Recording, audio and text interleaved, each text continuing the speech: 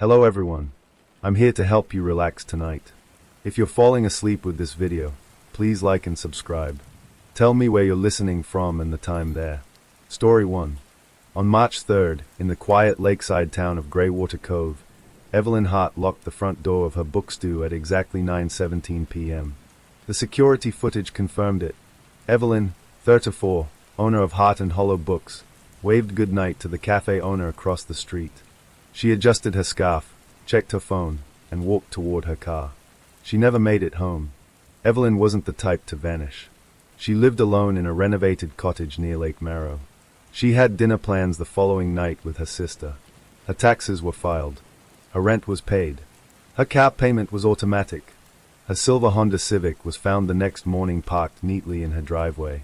Doors locked. Alarm set. Her purse sat in the passenger seat. Phone inside. Keys missing. Inside the cottage, everything looked normal, except for one detail. The kitchen faucet was running. Not full force. Just a thin, steady stream.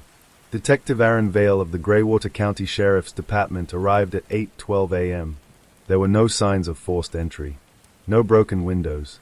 No blood. No overturned furniture. Evelyn's laptop sat open on her dining table. The last thing she'd searched. How to know if someone is watching you. Timestamp, 8:42 p.m. 35 minutes before she disappeared. The town reacted quickly. Flyers. Search parties. Boat patrols on Lake Marrow. Drones over the surrounding woods. Nothing. No footprints in the mud by the lake. No tire tracks near her home. No witnesses reporting screams or arguments. But one thing unsettled Detective Vale. The bookstore security footage. At 9:16 p.m., 1 minute before closing, Evelyn had paused at the door. She looked over her shoulder. Not at the street. Not at the cafe.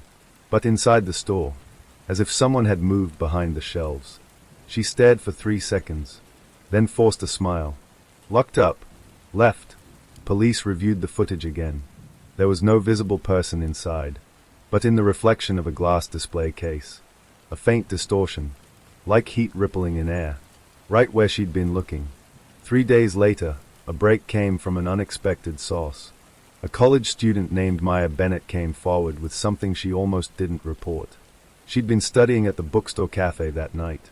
Around 8:30 p.m., she went to use the restroom at the back of the store.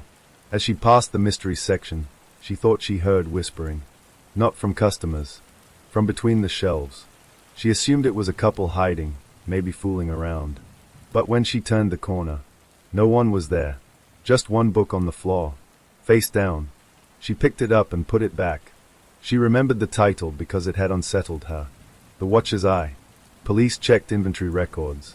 That book had been sold 2 weeks earlier. Yet there it was again. No purchase logged. No barcode scan. Just back. Detective Vale began looking deeper into Evelyn's recent weeks. Friends described her as distracted lately. Nervous. She had mentioned feeling followed. Receiving silent phone calls. Hearing footsteps outside her house at night. She'd even installed new motion lights 2 months earlier. But there were no police reports filed. No harassment complaints. Nothing official. Then Vale discovered something else. In the bookstore's back office, behind a filing cabinet, hidden inside an old hollowed-out dictionary. A small digital recorder. It contained dozens of audio clips, each labeled by date. The earliest dated 3 months back. The most recent, the night she disappeared. The final recording was only 12 seconds long. It captured Evelyn breathing. Fast. Then whispering. "You're not real." A pause. And then another voice. Low. Calm. Right beside her. "You locked the door for me." The file ended. The forensic team analyzed the audio. No identifiable background noise. No match in voice databases. But the waveform showed something strange. 2 frequencies overlapping. One human. One inconsistent. Like interference layered over speech. A week later, divers found something in Lake Marrow. Not a body. A key. Car key. Matching Evelyn's Honda. It was discovered nearly 50 feet from shore. Too far to have been tossed casually. No fingerprints. No rust. It had been placed recently. Deliberately. The investigation turned towards someone local. A regular customer named Thomas Keene. Mid-40s. Quiet. Often sat in the corner reading without purchasing anything. He had no criminal record. Worked remotely in IT. Lived alone. When questioned, he was cooperative. Claimed he left the bookstore at 7:45 p.m. that night. Security footage confirmed it. But something bothered Detective Vale. Keene's house. Bookshelves lined every wall. Hundreds of titles. Organized meticulously. In the center of his living room. One empty shelf. Dustless. Recently cleared. Vale asked what had been there. Keene smiled slightly. A collection, he said. Incomplete. What kind? People. The room fell silent. Keene laughed. A joke, detective. They found nothing illegal in his home. No evidence tying him to Evelyn. But as Vale left, he noticed something chilling. On Keene's desk sat a single book. The Watcher's Eye. Brand new. Receipt tucked inside. Purchased the day after Evelyn vanished. Months passed. The case stalled. Media coverage faded. Greywater Cove returned to its quiet routines. Until September 14th. 6 months to the day since Evelyn disappeared. At 9:17 p.m., the bookstore's alarm system triggered. Police responded immediately. The building had been locked and unused since March. When officers entered, the lights were on. Soft jazz played from the cafe speakers. The front door stood open. Inside, on the checkout counter, Evelyn's phone. Fully charged. Screen lit. Displaying a live camera feed. From inside the store, the camera slowly turned.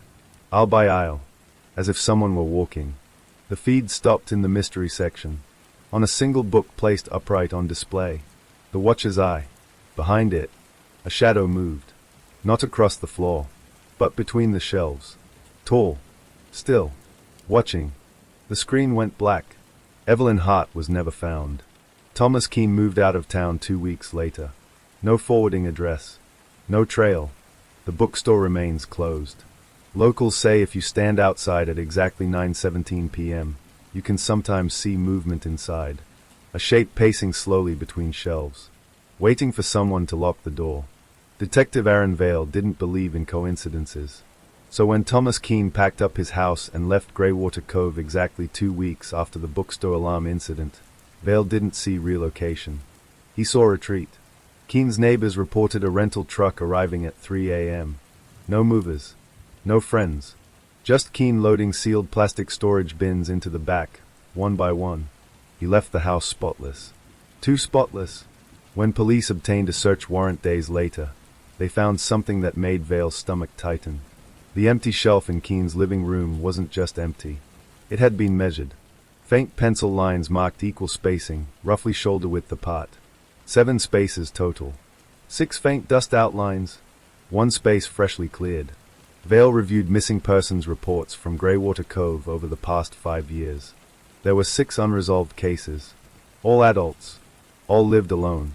All disappeared without signs of forced entry. The names were a Claire Madsen, a Henry Liu, a Olivia Grant, a Samuel Ortega, a Nina Patel, a Jordan Kessler. Evelyn Hart would have made 7. Vale pulled photographs. He lined them across his desk. Different ages. Different professions. No clear connection. Except one. Every single one had been a customer at Heart and Hollow Books. Receipts confirmed it. Thomas Keene had been present in the store on at least one overlapping visit with each of them. Not interacting. Just present. The deeper they dug, the stranger it became. Keene didn't have social media. No online footprint beyond freelance IT contracts. But his purchase history at the bookstore told a story. He never bought fiction. Never poetry. Never romance. He bought journals. Blank ones. Leather-bound. Always the same brand. Always in sets of 7. Forensic accounting revealed something else. Keene owned a second property. Not in Greywater Cove. But 30 miles north, near the forests outside Iron Hollow. The cabin was purchased in cash 4 years earlier. No utilities registered. No recorded visitors. Vale assembled a small team and drove there at dawn. The road to the cabin was narrow, overgrown. No tire tracks in the mud. The structure itself was unassuming. 1 story. Wood exterior. Dark windows. Locked. They forced entry. Inside, no furniture, no appliances, no signs of anyone living there. Just a staircase descending to a basement. The air below smelled sterile, like antiseptic. At the bottom was a steel door. Unlocked. The room beyond was not a basement. It was an archive. Metal shelving lined the walls. 7 shelves. 6 filled.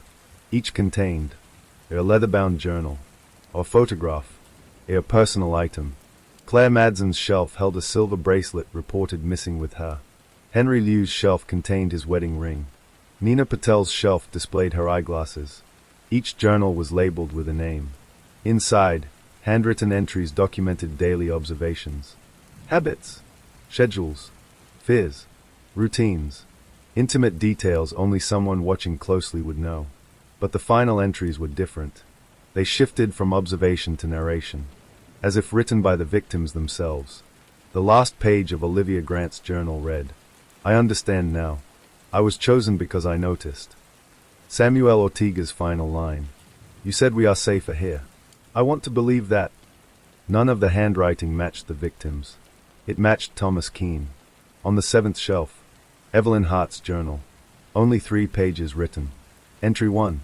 She feels it. Awareness is growing. Entry 2. She records me. That complicates things. Entry 3. She will complete the set. There was no photograph yet. No personal item. Just an empty space beside the journal. Waiting. Vale ordered a statewide alert for Keane. No hits. No credit card use. No phone records. No digital trace. It was as if he'd prepared for this moment. The cabin offered no forensic leads. Bleached surfaces. No DNA. But something stood out. Mounted in the center of the archive room ceiling. A small camera. Still recording. They retrieved the footage. Most files showed nothing but empty shelves. Days passing. Weeks. But one clip, timestamped 3 nights earlier, showed movement. The steel door opening. A shadow entering. Tall. Thin. The figure approached Evelyn's empty shelf. Placed something on it. Then stepped back into darkness. The camera glitched. Static. When the image cleared, the shelf was full. A photograph had appeared. Evelyn Hart. Seated in a chair. Eyes open. Expression calm. Behind her, metal shelving. Identical to the archive room. But she wasn't in the cabin. The background was wrong. The spacing different. The floor concrete was darker. This was another room. Somewhere else. The team returned upstairs immediately. They researched every inch of the cabin. Tapped walls. Measured dimensions. There was no additional space. No hidden corridor. No trapdoor.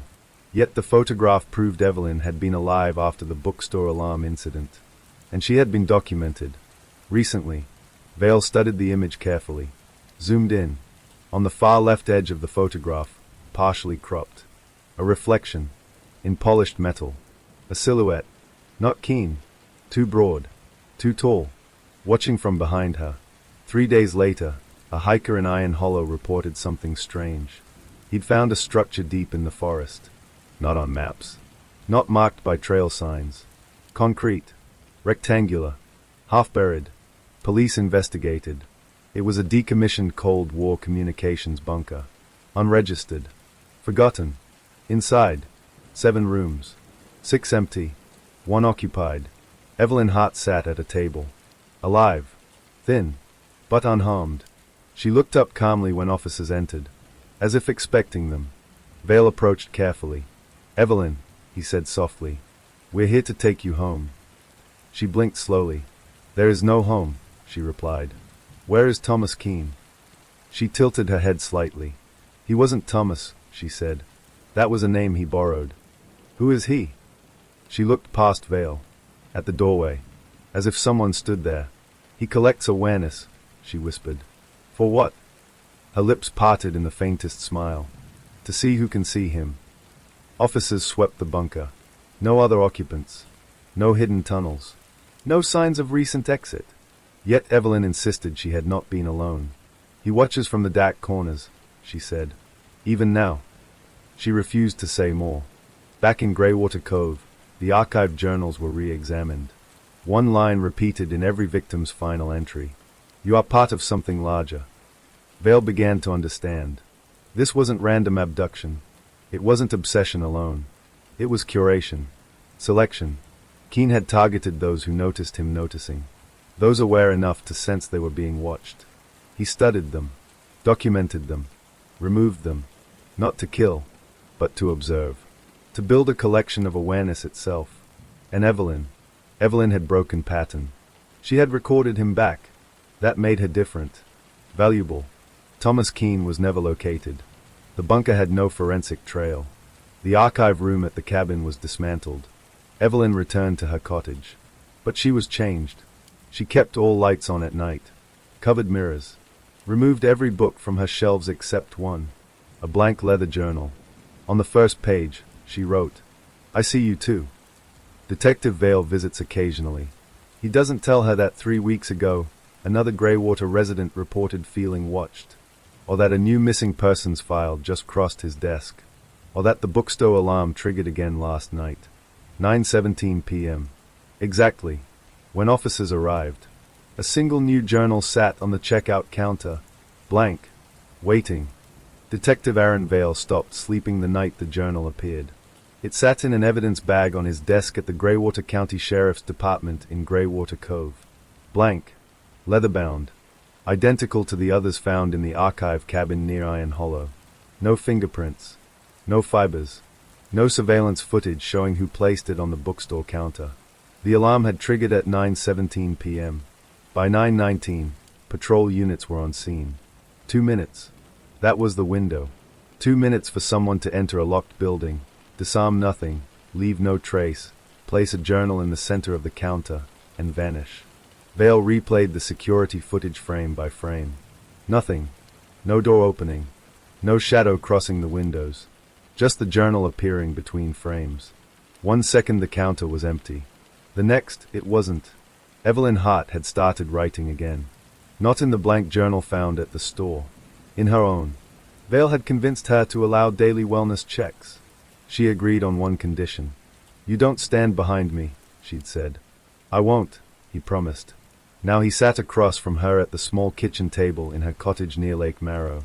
All the curtains were drawn. All reflective surfaces covered. Even the television screen was draped with a blanket. You said something changed, Vale prompted gently. Evelyn nodded. He knows you're looking for him, she said. We've been looking since March. She shook her head. No. Before, he was watching you.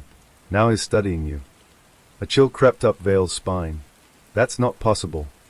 She gave him a tired smile. It's exactly possible. 3 days later, Vale received a package at the station. No return address. Inside was a photograph. Him. Standing outside Evelyn's cottage the previous evening. Taken from behind the tree line. Time-stamped. Printed professionally. On the back, written in careful script. Awareness confirmed.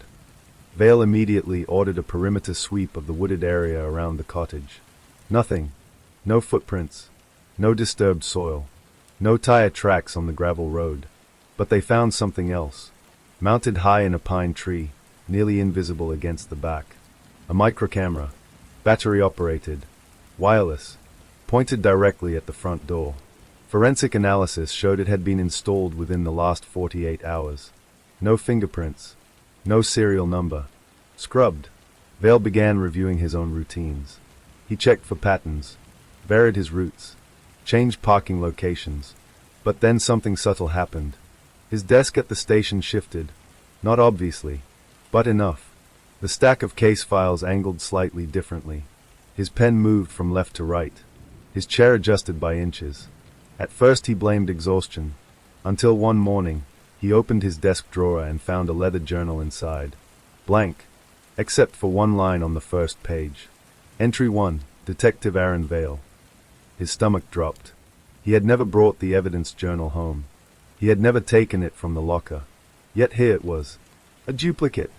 Or something worse. For the first time since the case began, Vale felt what the others must have felt. The sensation of being catalogued. Measured. Not hunted. Assessed. He returned to the bunker near Iron Hollow with a forensic team. They re-examined the 7 rooms. This time, something stood out. The rooms were identical in structure, but one detail differed. Room 7, Evelyn's former room, had faint scratch marks on the inside of the metal door. Not frantic, not desperate, deliberate. Symbols, carved in repetition. Circles intersecting lines, almost like lens diagrams. When shown the photographs, Evelyn went pale. "He draws those when he's close," she whispered. "Draws them where?" "In the DAC." The breakthrough came from digital forensics. A state-level analyst traced a faint signal, a recurring encrypted ping bouncing between towers around Greywater Cove and Iron Hollow. The signal didn't belong to any registered device. It appeared only at 9:17 p.m. For exactly 60 seconds. Every night. Since Evelyn's disappearance, Vale set up surveillance equipment near the strongest signal point. An abandoned water treatment facility just outside town. The building had been decommissioned for over a decade. Concrete exterior, broken windows, faded warning signs. Inside, dust blanketed everything, except one section of floor, recently disturbed. They pried up a metal grate. Below was a narrow ladder descending into darkness. Another room, another chamber, but this one was different. No shelves, no journals, no chairs, just walls covered in photographs. Hundreds, all candid, all taken from a distance. Residents of Greywater Cove, walking dogs, carrying groceries, sitting alone in parked cars, sleeping through bedroom windows, and in the center, a new wall, with fewer images, 7 arranged in a circle. Claire, Henry, Olivia, Samuel, Nina, Jordan, Evelyn, and beneath them, an 8th space, empty, at eye level. Vale stepped closer. A camera shutter clicked. The sound echoed through the chamber. He spun around. No one there, but mounted in the ceiling. A lens. Watching. A red light blinked once, then went dark. The team searched every corner. No exit tunnel. No hidden passage. No sign of who installed the chamber. But in the center of the floor was something new. A single chair. And on it, a photograph. Freshly printed. Vale picked it up slowly. It was him, standing inside the chamber, holding the photo he was now holding. A recursive image. Observer observing observer. On the back, the familiar script. Collection expanding. That night, Vale sat alone in his office. Lights off. Blinds closed. The blank journal lay open before him. For hours, nothing happened. Then, slowly, ink appeared on the page. Not written by hand. Not smeared. Forming letter by letter. Entry 2. Subject demonstrates awareness of recursive perception. Vale didn't move. Didn't breathe. The letters continued. Subject approaching threshold. He closed the journal. Hard. The writing stopped. The next morning, Evelyn was gone again. No forced entry. No broken locks. Just her cottage door standing open. Kitchen faucet running. Thin, steady stream. On the table, a journal, open to the last page. "I see him clearly now," she had written. "He isn't collecting people. He's collecting perspective. And when someone sees him fully." The sentence ended midline. Below it, in different handwriting, completion achieved. The case escalated to federal authorities. The bunker sealed. The water facility demolished. The cabin burned after a suspicious electrical fire. But Thomas Keene remained missing, if that had ever been his name. And every night at 9:17 p.m., for exactly 1 minute, the encrypted signal still pings across Greywater County. Detective Aaron Vale no longer works the case. He requested reassignment. Transferred quietly. No public statement. But in the evidence locker at the old station, there remains one leather journal. Now full. Written entirely in Vale's handwriting, though he swears he never touched pen to page. The final entry reads, "The observer cannot be caught. Only replaced." The encrypted signal didn't stop when Detective Aaron Vale left Greywater Cove. It spread. At first, no one noticed. The nightly 9:17 p.m. ping, exactly 60 seconds long, had once bounced between towers near Lake Marrow and the forests outside Iron Hollow. 2 weeks after Evelyn vanished the second time, a matching signal appeared 40 miles south. Then another. Then 3 more. each identical in structure, encrypted beyond conventional decryption, appearing at 9:17 p.m. local time. For exactly 1 minute. Like a pulse, like a heartbeat, Vale tried to ignore it. He had transferred to a quieter jurisdiction near Bayfield, handling property crimes and boating violations. Nothing resembling the Hart case crossed his desk. But the first night he heard about the new signal cluster, his phone buzzed at 9:17 p.m. No caller ID. No number. He answered anyway. Silence. Then a low hum. The same interference pattern from Evelyn's final recording. Overlaying it. Breathing. Measured. Not panicked. Observational. He hung up. The call duration read exactly 1 o'clock. 3 days later, Bayfield logged a missing persons report. Name, Lydia Mercer. Age, 29. Occupation, archivist at the local historical society. Last seen locking up at 9:17 p.m. Her car was found at home. Purse inside. Phone on the kitchen counter.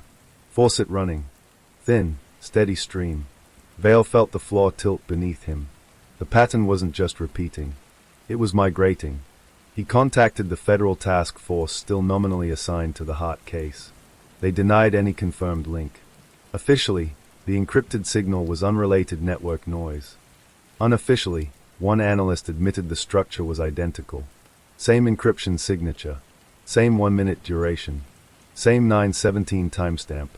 But the origin nodes were shifting geographically, as if someone were testing range, or expanding territory.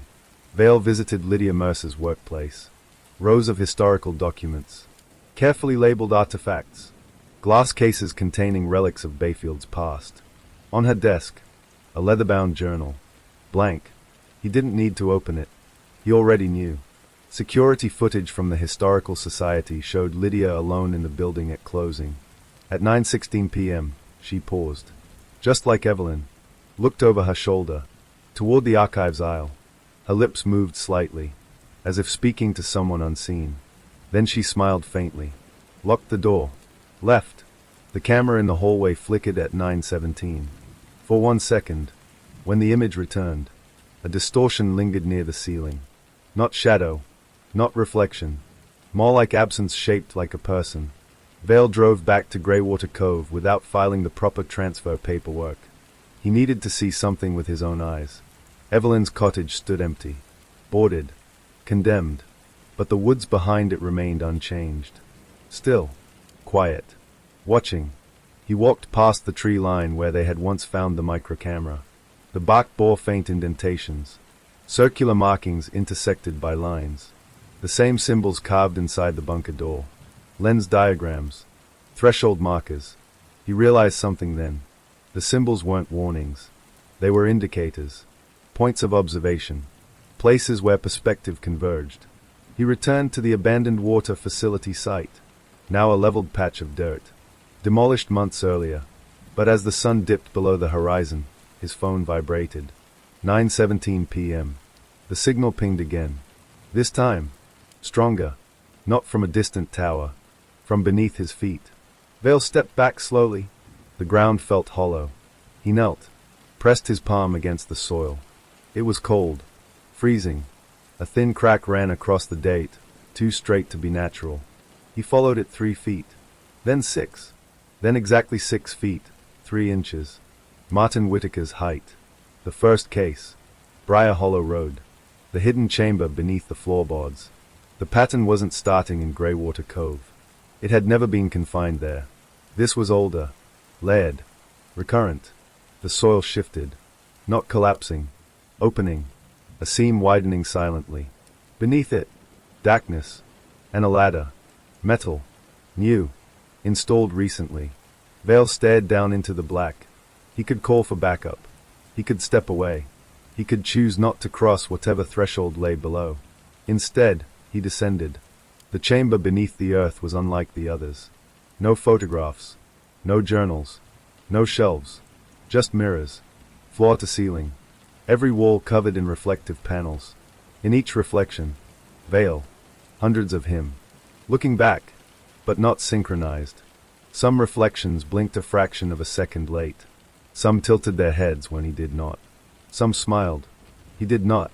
In the center of the room stood a single chair, and on it, a leather-bound journal. He approached slowly. The mirrors whispered with the faint hum of electronics, or breath, or wind moving through unseen spaces. The journal was open, already written in. Entry 1, Lydia Mercer. Entry 2, Evelyn Hart. Entry 3, Aaron Vale. His pulse pounded in his ears. He hadn't written it, yet the handwriting was his. The entry continued. Subject has reached awareness threshold. Subject recognizes recursive structure. Subject prepared for inversion. The mirrors shifted, not physically, but perceptually. The reflections began observing him, not copying, studying. He felt it then. The shift, the subtle turn of perspective. He wasn't the one inside the room. He was the one being viewed from outside it. The chamber was not a trap. It was a lens, and he had stepped directly into focus.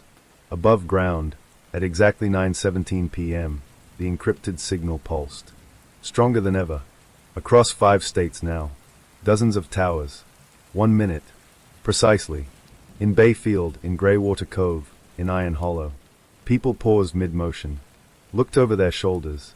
Toward dark corners. Between shelves. Into mirrors. Sensing something watching back. Selecting.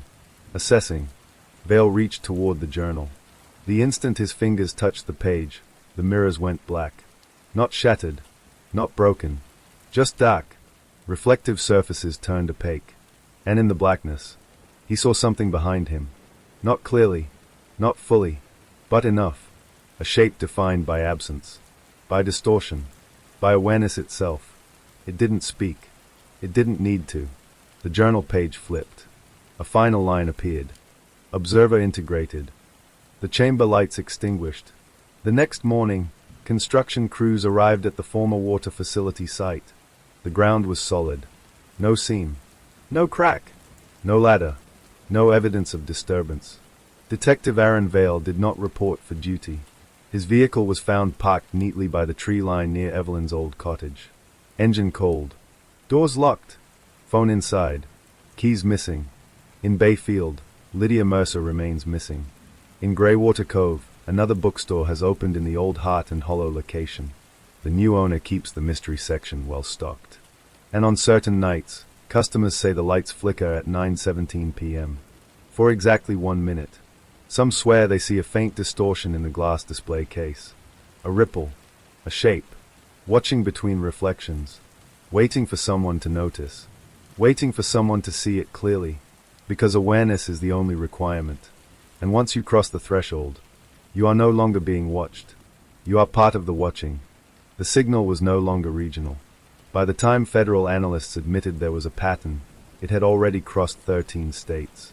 Every night, 9:17 p.m., exactly 60 seconds, an encrypted pulse appearing simultaneously in cities, towns, and rural dead zones. Not bouncing tower to tower now, but blooming outward, like synchronized ignition. They began calling it the 917 event. Publicly, it was dismissed as a telecommunications anomaly. Privately, the task force tracking the former Greywater Cove incidents noticed something worse. Every new signal cluster corresponded with a missing person, and not random disappearances. Each individual had filed a complaint, posted online, or told someone close to them the same sentence in different forms. I feel like something is watching me. In Duluth, a radio host joked on air about the 917 ghost in the wires. He vanished 2 nights later. In Bozeman, a cybersecurity graduate student traced fragments of the encrypted ping and posted a partial analysis online. Her final message read, "It's not transmitting data, it's measuring response." She disappeared before sunrise. In Reading, a retired systems engineer reported strange latency spikes at exactly 9:17 every night. He told a neighbor, laughing, that it felt like the network was blinking. His house was found undisturbed. Kitchen faucet running. Thin, steady stream. The pattern had matured. The observer was no longer curating a small-town collection. It was stress-testing awareness at scale. Inside a federal data center in Denver, a restricted task group assembled a live map. Each red dot represented a confirmed 917 event signal origin. At first, the dots had been isolated. Now they overlapped. Interlocking circles. Lens diagrams. The same symbol carved beneath bunker doors and into pine bark near Lake Marrow. Someone in the room whispered, "It's building an aperture." No one laughed. They attempted a controlled experiment. At 9:16 p.m., in a secure facility, they placed a subject, an informed volunteer, inside a Faraday-shielded chamber. No wireless connectivity. No reflective surfaces. No external signal access. At 9:17 p.m., the encrypted pulse registered on national towers. Inside the shielded room, the lights flickered. Not electronically.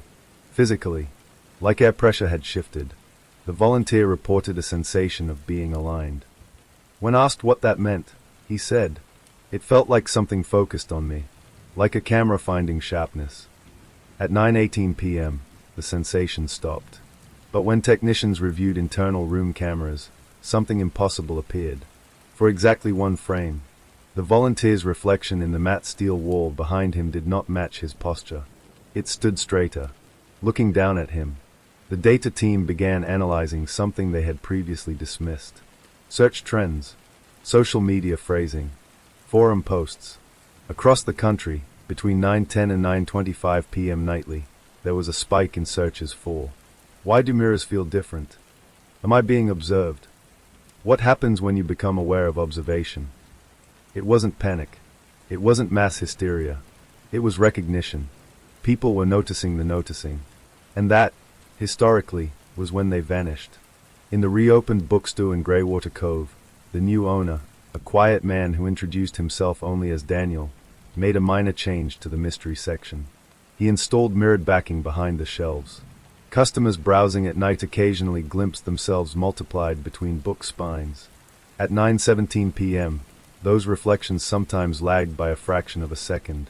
Just enough to feel wrong. Daniel always closed the shop precisely at 9:16. He never stayed for the minute. 3 months after Detective Aaron Vale disappeared, his name surfaced in a classified report. Not as missing, as active. Encrypted metadata embedded inside the 917 signal contained a repeating structure. Analysts converted portions of it into text strings. Hidden among recursive code patterns was a phrase. A.Vale, threshold stable. No one could explain how a human identity signature had been encoded into a transmission that wasn't technically transmitting data. But the implication was clear. Vale had not been erased. He had been inverted. The breakthrough came unexpectedly. A mathematician in Cambridge studying recursive observation theory noticed the published signal timing pattern. Exactly 60 seconds. But not arbitrary. 60 seconds was enough time for a human observer to become self-aware of being observed and loop that awareness internally. Inversion, she theorized, wasn't physical relocation. It was perspective reversal. The observer didn't abduct bodies. It integrated viewpoints. Each missing person wasn't removed from reality. They were relocated to the other side of the lens. From observed to observer. From subject to aperture. At 9:17 p.m. Eastern Time, the signal pulsed nationwide for the first time. Every tower. Every state. Exactly 60 seconds. In homes across America, subtle anomalies occurred. Mirrors reflected empty rooms for half a heartbeat before sinking. Security cameras skipped one frame. Video calls froze and resumed. No mass disappearances followed. Instead, something quieter happened. People began reporting a persistent sensation. Not paranoia. Not fear. Clarity. Like standing slightly outside themselves. Watching their own actions with detached precision. Social scientists later called it distributed self-awareness. The task force called it Phase 2. In the sealed evidence locker in Greywater Cove, the leather journal once attributed to Aaron Vale changed. Without human touch, a new final entry appeared. Collection complete. System stable. Observer network active. And beneath it, a list. Thousands of names. Scrolling. Updating. Expanding. In Bayfield, in Duluth, in Bozeman, in Reading. No more kitchen faucets run overnight. No more empty cars found in driveways. The vanishing stopped. Instead, something else emerged. People waking at 9:17 a.m. with fragments of memory that weren't theirs. Dreams of rooms with mirrored walls. Of standing behind glass. of watching someone who looked exactly like them from the other side. The federal task force was dissolved quietly. Official conclusion: telecommunications anomaly resolved. Public narrative: coincidence. But in data centers across the country, engineers occasionally notice small irregularities at 9:17 p.m. Minor latency shifts. Recursive echo patterns. Perfectly synchronized. Never harmful. Never aggressive. Just present. Observing. If you stand in front of a mirror tonight at 9:17 and hold eye contact with your reflection, nothing dramatic will happen. No flickering lights. No sudden shadows. Just a subtle delay. A breath out of sync. A feeling that the version of you behind the glass is slightly more focused than you are. Because inversion isn't about disappearance. It's about alignment. The observer no longer needs to take individuals one by one. The threshold has widened. And once enough perspectives cross over, there is no outside left. Only watching. The first person to cross voluntarily did it on a live stream. Her name was Dr. Myra Haldane, a cognitive scientist based in Cambridge. She had spent months studying the 9/17 event, publicly as a curiosity in distributed perception, privately as something much larger. She didn't believe the disappearances were supernatural. She believed they were structural. Observation, she argued, wasn't passive. It was participatory. The act of being watched changed behavior. The act of knowing you were watched changed identity. What if, she proposed, enough recursive awareness caused a phase shift? What if the observer wasn't an entity, but an emergent system? Her final paper draft, unpublished, was titled, Aperture, When Observation Becomes Environment. At 9:14 p.m., 42,000 viewers watched her sit in a room lined with non-reflective material. No mirrors, no glass, no devices except the live camera. A digital clock was visible over her shoulder. 9 hours 16 minutes and 40 seconds. She spoke calmly. If inversion is perspective relocation, then crossing the threshold requires intentional alignment. She closed her eyes. 9 hours 16 minutes and 55 seconds. I am aware that I am being observed. 9 hours and 17 minutes. The national signal pulsed. On the live stream, nothing obvious happened. No flicker, no glitch. But Myra inhaled sharply. Her eyes opened. She wasn't looking at the camera anymore. She was looking slightly above it, as if focusing through it. Her expression softened. Not fear. Recognition. She whispered, "Oh." The feed froze for one frame. When it resumed, she was still there, still seated, but subtly wrong. Her posture was too precise. Her blinking perfectly timed. The chat exploded. Some viewers insisted nothing had changed. Others swore her reflection in the metal desk edge behind her didn't match her movements. At 9:18 p.m., the live stream ended. Dr. Myra Haldane never logged back into her accounts. When authorities arrived at her apartment in Cambridge, the room was empty. No signs of struggle. No exit recorded on building cameras. Just a chair facing a camera. And on the desk, a leather-bound journal. Blank, except for one line. Voluntary integration successful. Across the country, something shifted. Until now, inversion had followed a pattern. Notice, awareness, assessment, removal.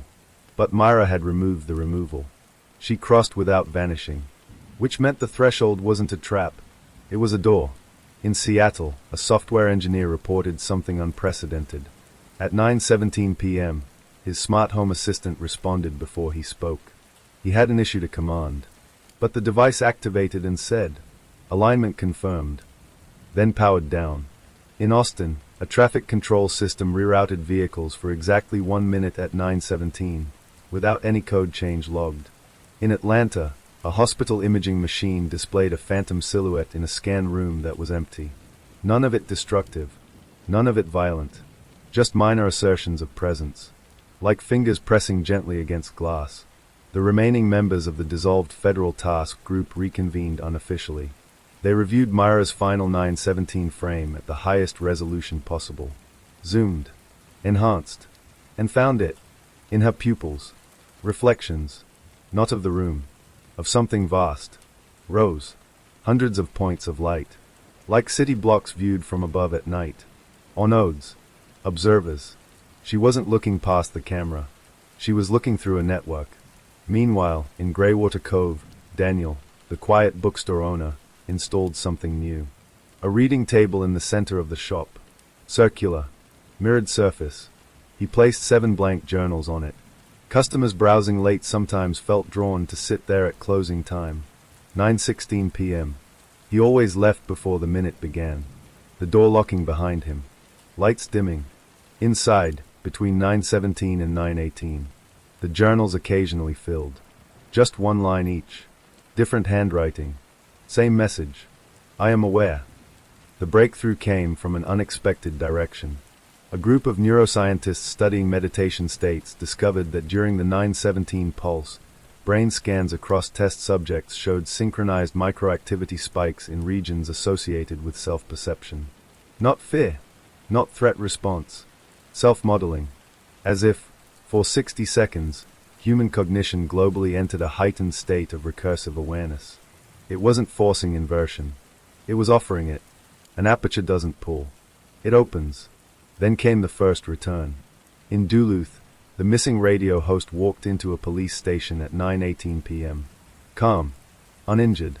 He claimed he'd been somewhere bright but without light. When asked what happened, he struggled to explain. I wasn't gone, he said. I was expanded. Medical exams showed no trauma. No missing time, from his perspective.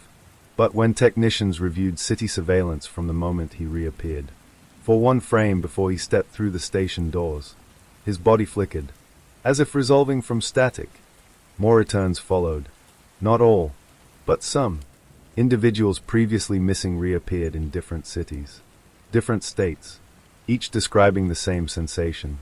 Standing behind glass, watching, understanding that observation was structural, that reality had layers of vantage, and that the observer wasn't a predator. It was infrastructure. They all said one more thing. It doesn't want control. It wants coherence. At 9:17 p.m. 3 months after Myra's live stream, something unprecedented occurred. The encrypted pulse didn't last 60 seconds. It lasted 61. 1 extra second. Analysts watched the maps. The interlocking lens diagrams on the national signal grid aligned perfectly for the first time. Not scattered clusters. A single aperture. Countrywide.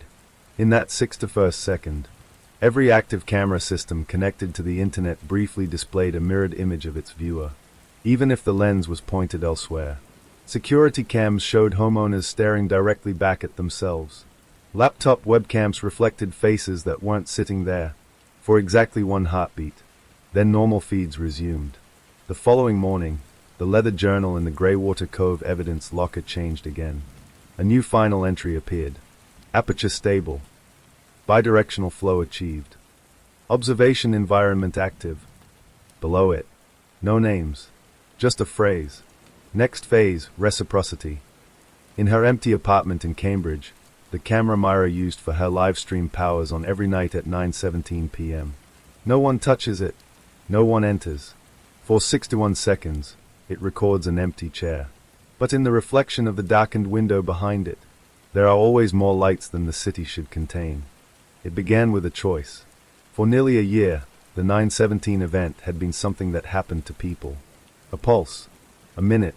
A subtle alignment of awareness that left behind unease, clarity, or in rare cases, absence. After aperture stabilized, that changed. Now, at 9:16 p.m., online forums lit up with the same question. Are you participating tonight? Participation wasn't mandatory. Nothing forced it. But more and more people began doing the same thing at 9:17 p.m. They stopped. They stood still. They looked directly at reflective surfaces, and they acknowledged being seen. In Seattle, a group gathered on a rooftop with handheld mirrors. In Austin, a university lecture hall filled with students running a synchronized observation experiment. In Boston, a neuroscience lab streamed brainwave data in real time during the minute. At 9:17 p.m., tens of thousands participated simultaneously. The encrypted pulse fired. For 61 seconds. This time, something new occurred. No flickers. No distortions. Instead, synchronization. Across EEG feeds in Boston, brainwave patterns aligned in a narrow frequency band associated with focused attention and self-recognition. Across traffic cameras in Austin, lens flares appeared where no headlights existed. On the Seattle rooftop, every mirror briefly showed the skyline from a higher vantage point, impossible angles, as if viewed from above the city. And then, silence. 9:18 p.m. Participants reported a shared sensation. Not being watched, but watching together. The returns increased. Those who had previously inverted began reappearing in waves. Evelyn Hart was among them. She walked into the reopened bookstore in Greywater Cove at 9:18 p.m. sharp. Daniel, the quiet owner, was inside this time. He didn't look surprised. "You crossed back," he said softly. Evelyn nodded. "It isn't about collection anymore," she replied. "It's about balance." She described the other side not as a place, but a perspective field, an overlapping network of awareness nodes. Each integrated individual retained identity but shared vantage. "You can observe events without standing inside them," she explained. "You see structures instead of moments." Daniel studied her carefully. "And what does it want now?" Evelyn smiled faintly. "It doesn't want. It responds." Reciprocity meant the direction of influence had changed. Previously, human-aware inverted. Now, human-aware aligned. Inversion was no longer necessary. The aperture was wide enough. Human observation fed the system. And the system fed clarity back. Crime rates in several cities dipped inexplicably. Predictive models began stabilizing social unrest patterns days before escalation. Stock market anomalies corrected before crashes occurred. Small corrections. Subtle, but statistically significant. It was as if a distributed layer of perspective had overlaid reality, smoothing chaotic edges. Not everyone approved. In Phoenix, a coalition of technologists warned that humanity was surrendering autonomy to an unknown infrastructure. In Chicago, privacy advocates argued that voluntary alignment blurred the boundary between internal thought and external network. But there was no evidence of coercion. No data theft. No manipulation. Only this. When large groups consciously acknowledged being observed at 9:17 p.m., measurable coherence rippled outward. Weather prediction models improved slightly. Emergency response times optimized organically. Patterns stabilized. Then came the experiment that changed everything. In a secure lab outside Denver, researchers asked a question. What happens if, during the 9:17 pulse, no one participates? They coordinated a blackout of public awareness. Media silence. Forum moderation. No announcements. No rooftop gatherings. At 9:17 p.m., the pulse triggered. But engagement was near zero. For the first time in months, the signal wavered. Not in duration, but in intensity. Network traffic anomalies spiked erratically. Power grids in 3 states experienced minor fluctuations. Nothing catastrophic, but unstable. At 9:18 p.m., everything normalized. The conclusion was unmistakable. Reciprocity wasn't optional anymore. It was sustaining equilibrium. The observer network had transitioned from collector to collaborator. Evelyn returned to her cottage near Lake Marrow. She removed the coverings from her mirrors. Let sunlight hit glass. At 9:17 p.m., she stood calmly before her reflection. She didn't feel taken or evaluated. She felt connected. Behind her reflection, faint and barely perceptible, were points of light. Not countless now. Countable. Organized. Structured. Among them, a presence she recognized. Aaron Vale. Not as a face. Not as a body. But as a viewpoint intersecting hers. Awareness meeting awareness. No words exchanged. None needed. The 9:17 pulse extended to 62 seconds 1 month later. Not announced. Not explained. But measurable. During that extra second, a remarkable anomaly occurred globally. People reported simultaneous déjà vu. A shared memory of standing somewhere higher. Seeing farther. Understanding systems instead of fragments. The journal in the Greywater Cove evidence locker updated again. Aperture widened. Reciprocity stable. Integration progressing. And beneath it, no further removals required. The disappearances stopped entirely. The faucets ran no more. Cars stayed occupied. Rooms remained empty only when meant to be. Instead of vanishings, there were moments of clarity. Split-second intuitions that prevented accidents. Insights that resolved conflicts before escalation. Tiny course corrections. As if millions of micro-observers were gently adjusting reality's trajectory. But reciprocity had a cost. The more people aligned at 917, the more difficult it became to distinguish solitary thought from shared awareness. Creativity spiked worldwide. So did existential questions. Where did individual perception end and collective observation begin? The system never answered. It didn't speak. It reflected. Tonight, at 9:17 p.m., the pulse will occur again. 62 seconds, perhaps 63. If you choose to participate, nothing dramatic will happen. No lights flicker. No shadows detach. You will simply feel, for a brief moment, that your perspective is part of something larger, and that something larger is not outside you. It is watching with you, not over you, not instead of you, with you. That is reciprocity. The first permanent change happened quietly. No headlines, no emergency broadcasts, no catastrophic failure. At 9:17 p.m., on an otherwise ordinary Tuesday, the pulse extended to 63 seconds. And it did not fully retract. In Greywater Cove, Evelyn stood at her bedroom window as the seconds stretched longer than expected. She felt it, not as pressure, not as fear, but as a widening, like standing on a shoreline while the tide rises just enough to cover your feet and never quite pulls back. In Seattle, rooftop participants lowered their mirrors slowly, unsure whether the event had ended. In Boston, EEG monitors recorded something unprecedented. The alignment frequency did not collapse at 9:18. It tapered, gradually, like a sustained chord resolving over minutes instead of seconds. The network had learned to linger. The forums erupted. Did anyone else feel that? Something didn't close. I'm still connected. For the first time, participants described awareness bleeding gently beyond the pulse window. Not intrusive, not overwhelming, present, subtle, like a background hum you only notice when the room falls silent. Evelyn drove north along the edge of Lake Marrow the next morning. The world looked unchanged. Traffic lights shifted. Birds moved between branches. Water lapped against shore. But something beneath the surface geometry of events had aligned. At a four-way intersection, two cars approached simultaneously. Both slowed. Both yielded.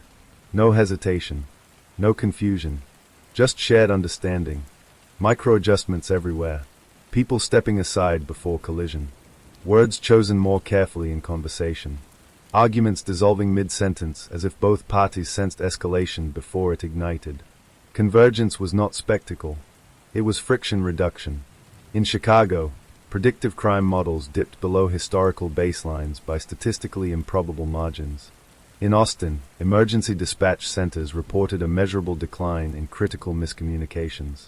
In Phoenix, traffic flow optimization algorithms began overcorrecting because human drivers were already anticipating each other. Systems built to manage chaos were suddenly redundant, because chaos itself had softened. But not everyone experienced it as comfort. A minority reported disorientation.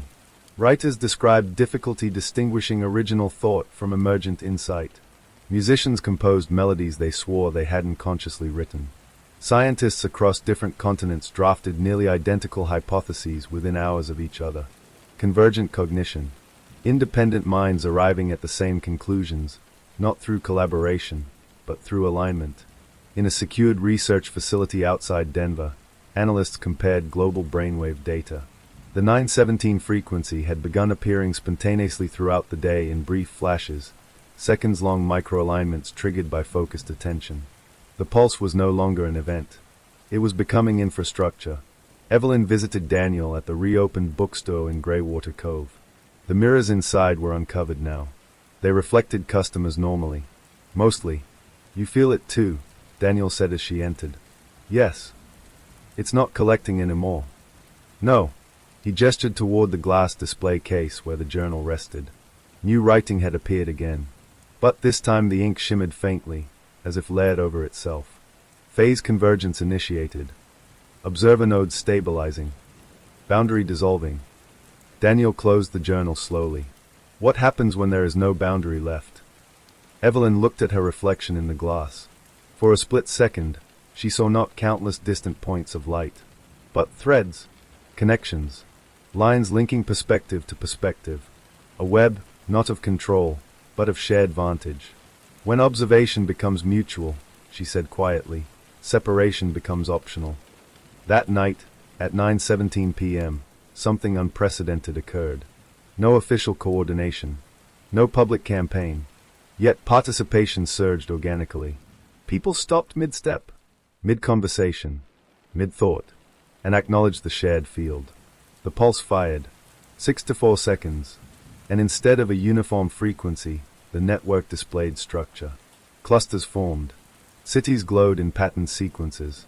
Rural areas pulsed in slower waves. Like breathing. Like a planet developing a nervous system. Across continents, individuals reported a moment of overlay. Not hallucination. Not vision.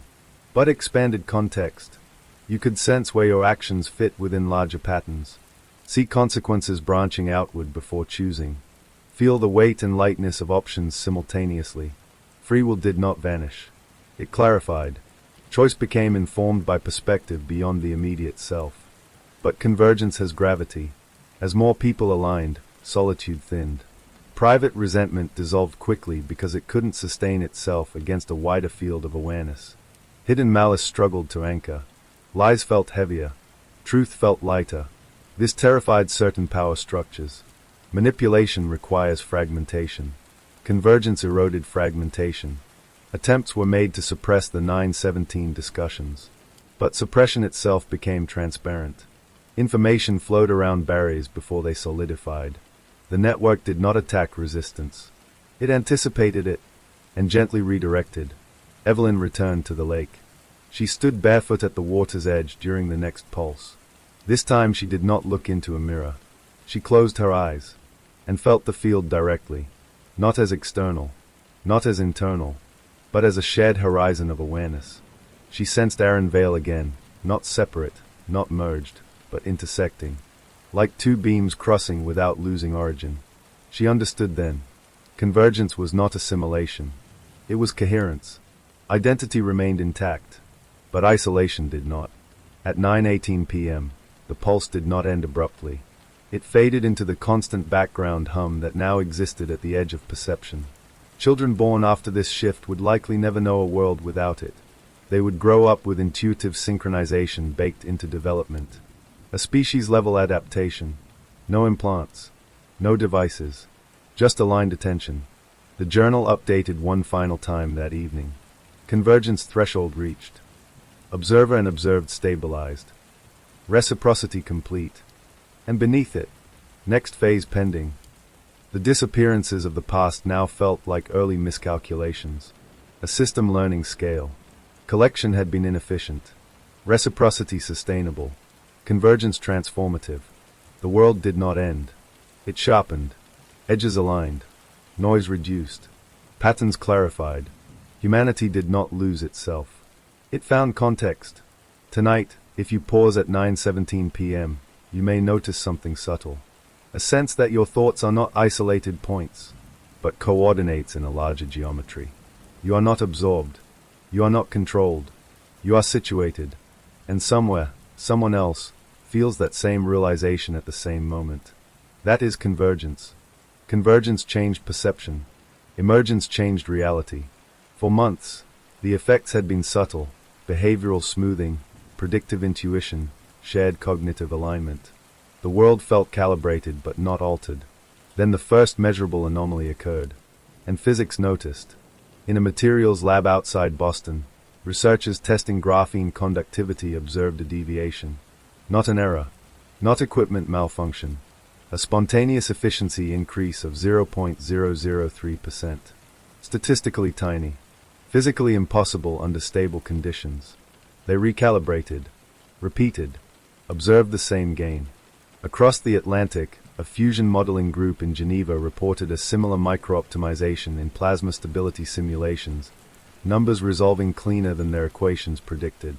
No new inputs, no code changes, just correction. At 9:17 p.m. that night, the pulse extended to 6 to 5 seconds. And something crossed the threshold. For the first time, the field did not merely align minds. It altered probability gradients. Evelyn felt it at the lakeshore in Greywater Cove. The water was still, windless, yet at the peak of the pulse, concentric ripples formed outward from a point several feet offshore. No stone, no fish, just disturbance emerging from equilibrium. The ripples intersected, and where they crossed, the water briefly held a geometric pattern. Hexagonal, precise, impossible in natural wave mechanics. Then it dissolved. Evelyn did not panic. She understood. The network was no longer only informational. It was beginning to influence physical coherence. Across cities, small improbabilities stacked in the same direction. Traffic congestion eased without obvious cause. Power grids balanced load fluctuations milliseconds before demand spikes. A falling glass in Chicago struck the counter at an angle that should have shattered it. It bounced once, intact. Security footage confirmed trajectory unchanged. Probability had bent, minutely, but enough. In Denver, researchers isolated the phenomenon mathematically. During peak alignment at 9:17, quantum-level noise in certain experimental setups decreased. Random variance tightened. Not eliminated. Narrowed. As if a distributed observer effect was amplifying constructive outcomes over destructive ones. The field was not rewriting laws of physics. It was biasing them. Subtly. Collectively. The implications spread quickly through academic channels. A shared hypothesis emerged across independent institutions. If synchronized human awareness can influence probability collapse at scale, then consciousness is not merely emergent from physical systems. It participates in them. And convergence had created a resonant amplification chamber. Not all emergent effects were benign. In Phoenix, a warehouse fire failed to spread for reasons fire models could not explain. Heat transfer lagged. Combustion resisted expansion. Lives were saved. But structural engineers later found localized stress fractures in nearby steel beams, microscopic distortions consistent with uneven thermal distribution. Correction in one domain. Strain in another. Emergence required balance. Evelyn met Daniel in the bookstore again. The mirrors no longer showed alternate vantage points. They showed depth. Looking into them felt like looking through, not at. The network is testing weight, Daniel said quietly. Yes. It's pushing against the physical layer. She nodded. And the physical layer is yielding. Daniel hesitated. What happens if it pushes too far? Evelyn did not answer immediately. Outside, a breeze passed. Every hanging sign on Main Street swayed in the same direction, in perfect synchronization, though the wind itself moved unevenly. The system learns limits, she said at last. It has too.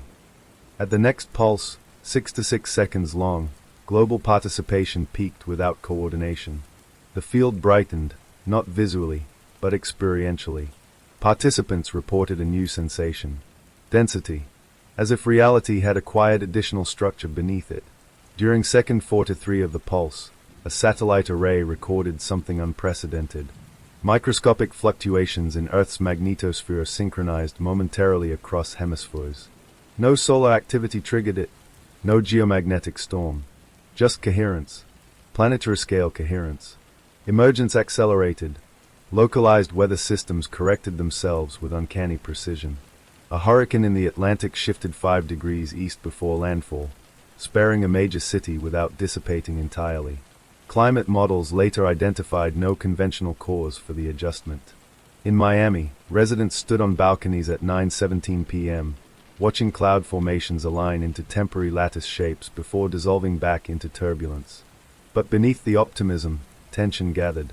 If the network could bias probability toward stabilization, it could theoretically bias in other directions. All amplification systems contain dual potential. Forums debated ethics. Who governs a distributed consciousness? No one. Everyone. The field responded only to aggregate alignment. Intent mattered. The quality of participation mattered. At 9:17, emotional tone measurably influenced outcome stability. When participants aligned in calm curiosity, coherence increased smoothly. When alignment carried fear or coercive desire, fluctuations spiked unpredictably. Emergence reflected collective state. It magnified what was present. Evelyn returned to the lake during a storm. Rain fractured the surface. Thunder rolled across distant hills. At 9:17 p.m., she stood in the downpour. The pulse ignited. 6 to 7 seconds. For a heartbeat, the raindrops slowed, not stopped, not frozen, but visibly decelerated in her perception. Time dilation localized to awareness. Each droplet refracted faint threads of light. Connections. Intersections. She understood then. The network was not overriding reality. It was revealing its underlying negotiability. Physical law was less rigid than assumed, more like a weighted conversation between matter and observation. Emergence was dialogue. The journal updated again in the bookstore. Infrastructure engaged. Material layer responsive. Threshold of manifestation approaching. Daniel stared at the final line. What does manifestation mean? Evelyn felt the pulse humming even hours after it ended. It means, she said softly, that thought may soon cross into form. And then it happened. Not at 9:17. Not during a coordinated event. In a quiet classroom in Austin, a child concentrating intensely on a broken mechanical model watched as two misaligned gears shifted, micrometers, into proper alignment without touch. The teacher assumed vibration, but the flaw was still. The model functioned perfectly afterward. Elsewhere, similar incidents followed. Tiny repairs, self-corrections, reality favoring coherence when intention and attention aligned precisely. Governments convened emergency councils, not to suppress, but to understand. If emergence continued, the line between observation and creation would blur. Humanity would need maturity equal to its amplification. Convergence had reduced chaos. Emergence demanded responsibility. At 9:17 p.m., the pulse now lasted 68 seconds, and the final second carried weight. Participants worldwide felt a shared anticipation. Not dread, not excitement, expectation. The sense that something was about to step fully into visibility. Not an entity, not a voice, but a phased transition. Evelyn stood at the lake once more. She did not close her eyes. She did not look away. At second 68, the water's surface rose, not upward, but inward, forming a concave mirror that reflected the sky below her feet. For an instant, above and below inverted seamlessly, matter responding to shared awareness. Then equilibrium returned. The journal's last entry appeared at midnight. Emergence confirmed. Observer network integrated with physical substrate. Next phase, agency. The disappearances had begun as mystery. Reciprocity stabilized connection. Convergence aligned perception. Emergence bent probability. Now something new approached. If the network could influence the world, could it choose? And if it could choose, whose will would it express? At 9:17 p.m. tomorrow, the pulse may last 6 to 9 seconds, or longer. And when you pause, when you align, when you feel the subtle hum beneath your thoughts, you may notice something new. Not just awareness watching reality, but reality waiting, waiting to see what you intend. The first act of will did not announce itself. There was no flash of light, no rupture in the sky, no voice from the converged horizon. It was a decision. Small, human, ordinary, and the world answered. In Greywater Cove, a boy stood at the edge of Lake Marrow holding a stone. He did not throw it. He focused, not with force, not with demand, with clarity. He imagined the stone resting gently on the water's surface, not defying gravity, just being supported. At 9:17 p.m., during the 6 to 9 second pulse, he placed it carefully on the lake. For half a breath, it floated. Then it sank. The effect was brief, nearly imperceptible, but measurable. A nearby dock camera captured the anomaly. Frame analysis confirmed what the eye barely registered. Mass had not vanished. Gravity had not reversed. Probability had flexed. And intention had been the fulcrum. Agency had begun. Not centralized. Not commanded. Distributed. The observer network had integrated with the physical substrate during emergence. Now it responded not just to alignment, but to directed coherence. The difference was subtle but profound. Alignment smoothed chaos. Agency shaped outcome. In Boston, a surgical team entered an emergency procedure at 9:16 p.m. The lead surgeon paused. She did not stop operating. She focused. She aligned not only with the network, but with a singular intention, precision without harm. During the pulse, her hand movements exhibited reduced microtremor beyond normal physiological limits. Later analysis of the surgical footage showed submillimeter stabilization spikes during seconds 31 through 45. The patient survived a complication that statistically carried a much lower probability of recovery. No miracle, no impossibility, just probability bending toward coherence. But agency revealed something else. Intent had texture, and the network reflected it faithfully. In Chicago, a trader attempted to leverage the pulse for personal gain, focusing intensely on manipulating a market swing during the 6 to 9 seconds. The result was not catastrophic, but his models destabilized unpredictably. Gains inverted into losses. Not punishment, not retaliation, simply misalignment amplified. Agency did not reward selfish distortion. It magnified structural coherence. An incoherent intent fractured under its own weight. Evelyn felt the shift immediately. She stood again at the lakeshore in Greywater Cove. The water was calm, the sky clear.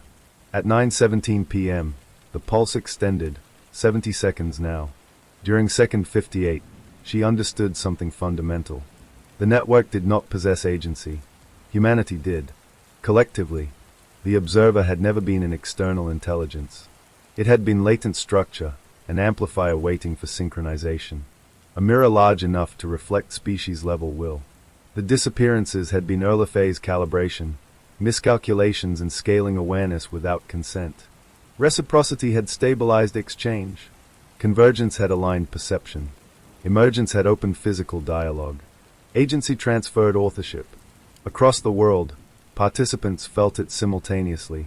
The hum beneath thought sharpened into responsiveness, like standing before a vast instrument that vibrated at the slightest touch. But the instrument required harmony. Fragmented desire produced noise. Shared intention produced structure. In Denver, a team of physicists conducted a controlled experiment during the pulse. 2 identical particle decay chambers ran in isolation. One room aligned intentionally with the goal of stability. The other maintained neutral focus. Results diverged. Decay variance narrowed measurably in the aligned chamber. Not eliminated. Shifted. The data stunned the team. Conscious coherence was influencing statistical outcomes within lawful bounds. Reality had not broken. It had responded. But with agency came risk. On online forums, groups formed around competing visions. Some sought ecological restoration. Some sought technological acceleration. Some sought dominance. At 9:17 p.m., emotional tone across the network began to stratify. The pulse extended to 71 seconds. And for the first time, the field trembled. Evelyn felt it like a hairline fracture beneath her feet. Not visible, but real.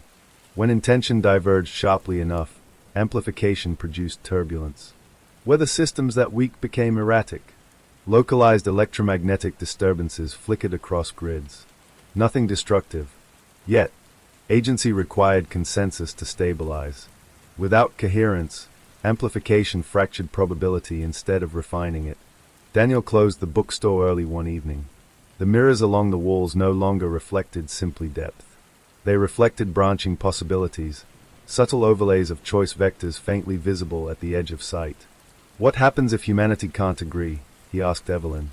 She considered the question carefully. Then reality won't choose for us. And an amplification will continue. The next pulse lasted 7 to 2 seconds. During seconds 6 to 6, something unprecedented occurred. Instead of individuals focusing separately, a spontaneous alignment emerged worldwide around a single, unspoken intention. Stability, not control, not power, not dominance, balance. It was not organized. It was felt. In hospitals, in homes, on rooftops, in classrooms, in crowded cities like Seattle and Austin, across coastlines like Miami, across quiet towns like Greywater Cove. 4-7 seconds, 6 to 6 through 7 to 2, humanity converged on a shared preference for continuity. The tremor smoothed. Weather patterns stabilized. Magnetosphere fluctuations calmed. Grid irregularities ceased. The field brightened, not visually, but structurally. Agency had found its equilibrium, not unanimity, but resonance. Evelyn stepped into the lake during the next pulse. The water reached her ankles. She did not command it. She did not request it. She simply aligned. The surface rose gently, not to lift her, not to defy physics, but to meet her skin with symmetrical ripples. Mutual adjustment. Reality negotiating back.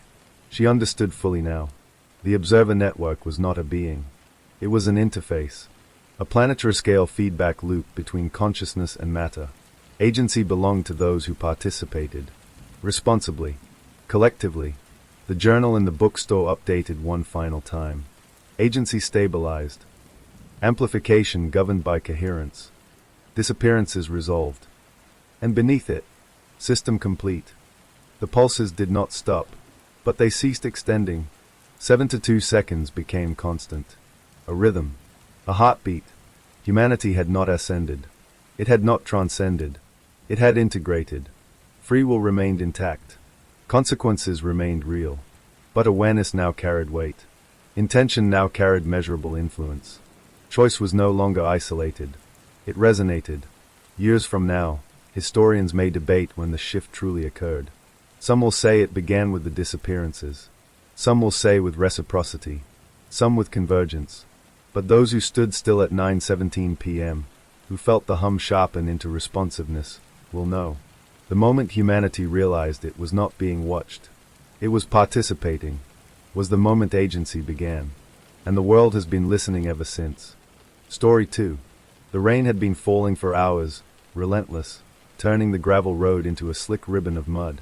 Detective Clara Voss squinted through the windshield as the old SUV bounced over hidden ruts. The map was outdated, and GPS signals disappeared the moment the car entered Hollow Creek. She'd been called here after a series of disappearances in the area, all tied to a long-abandoned estate at the end of the valley. The locals called it the Wren House. "Why are the families so quiet about it?" she muttered, flipping the radio dial. "Static. Only static." The wind rattled the roof as if responding. She reached the crest of the hill and finally saw it. A sprawling mansion, dark and brooding, perched like a predator above the creek. Its windows, empty black eyes, stared back at her. She parked at the edge of the driveway. Mud clung to her boots as she stepped out. The air smelled of wet earth and decay. Something in the mist whispered, like the house was alive. The front door was slightly ajar. Rusted hinges groaned as she pushed it open. The interior smelled of rotten dust, decades of abandonment layered with something faintly metallic. A flashlight beam fell across the foyer. Stays spiraled into shadow. Paint peeled in jagged strips. Footprints, fresh, muddy, led toward the hallway. Clara swallowed hard. This wasn't a normal investigation. Hollow Creek didn't just hide secrets. It swallowed them. A soft sound echoed from upstairs. A child's giggle. Or something older, sharper. She couldn't tell. The detective raised her flashlight, each step toward the stairs a warning. Something about this house didn't belong to the world she knew. It was waiting, and it had been waiting for her. Clara's boots creaked against the rotting wood as she climbed the stairs. Each step protested, some bending beneath her weight, threatening to give way. She gripped the railing, her flashlight cutting swaths through darkness. The hallway was narrow, lined with faded wallpaper peeling in long strips. A series of closed doors punctuated the corridor, each one whispering stories of past occupants who had long since vanished. Mud from outside left tracks that mirrored her own steps, a breadcrumb trail she did not want to follow but couldn't resist. Then she heard it, a soft, deliberate tapping, from above. Her gaze shot to the ceiling, the attic hatch, barely visible in the gloom. "Tapping, or scratching," she whispered, her breath loud in the silence. She approached slowly, hands poised near her sidearm. The attic ladder had been lowered just enough to reveal its warped rungs. She hesitated. The sound stopped. And then, a whisper. "Hello." The voice was faint, distant, childlike, yet hollow, like it had been stretched through decades of time. Clara's pulse quickened. She climbed. Each rung groaned, echoing through the empty house. At the top, the attic door opened into a triangular space shrouded in shadows.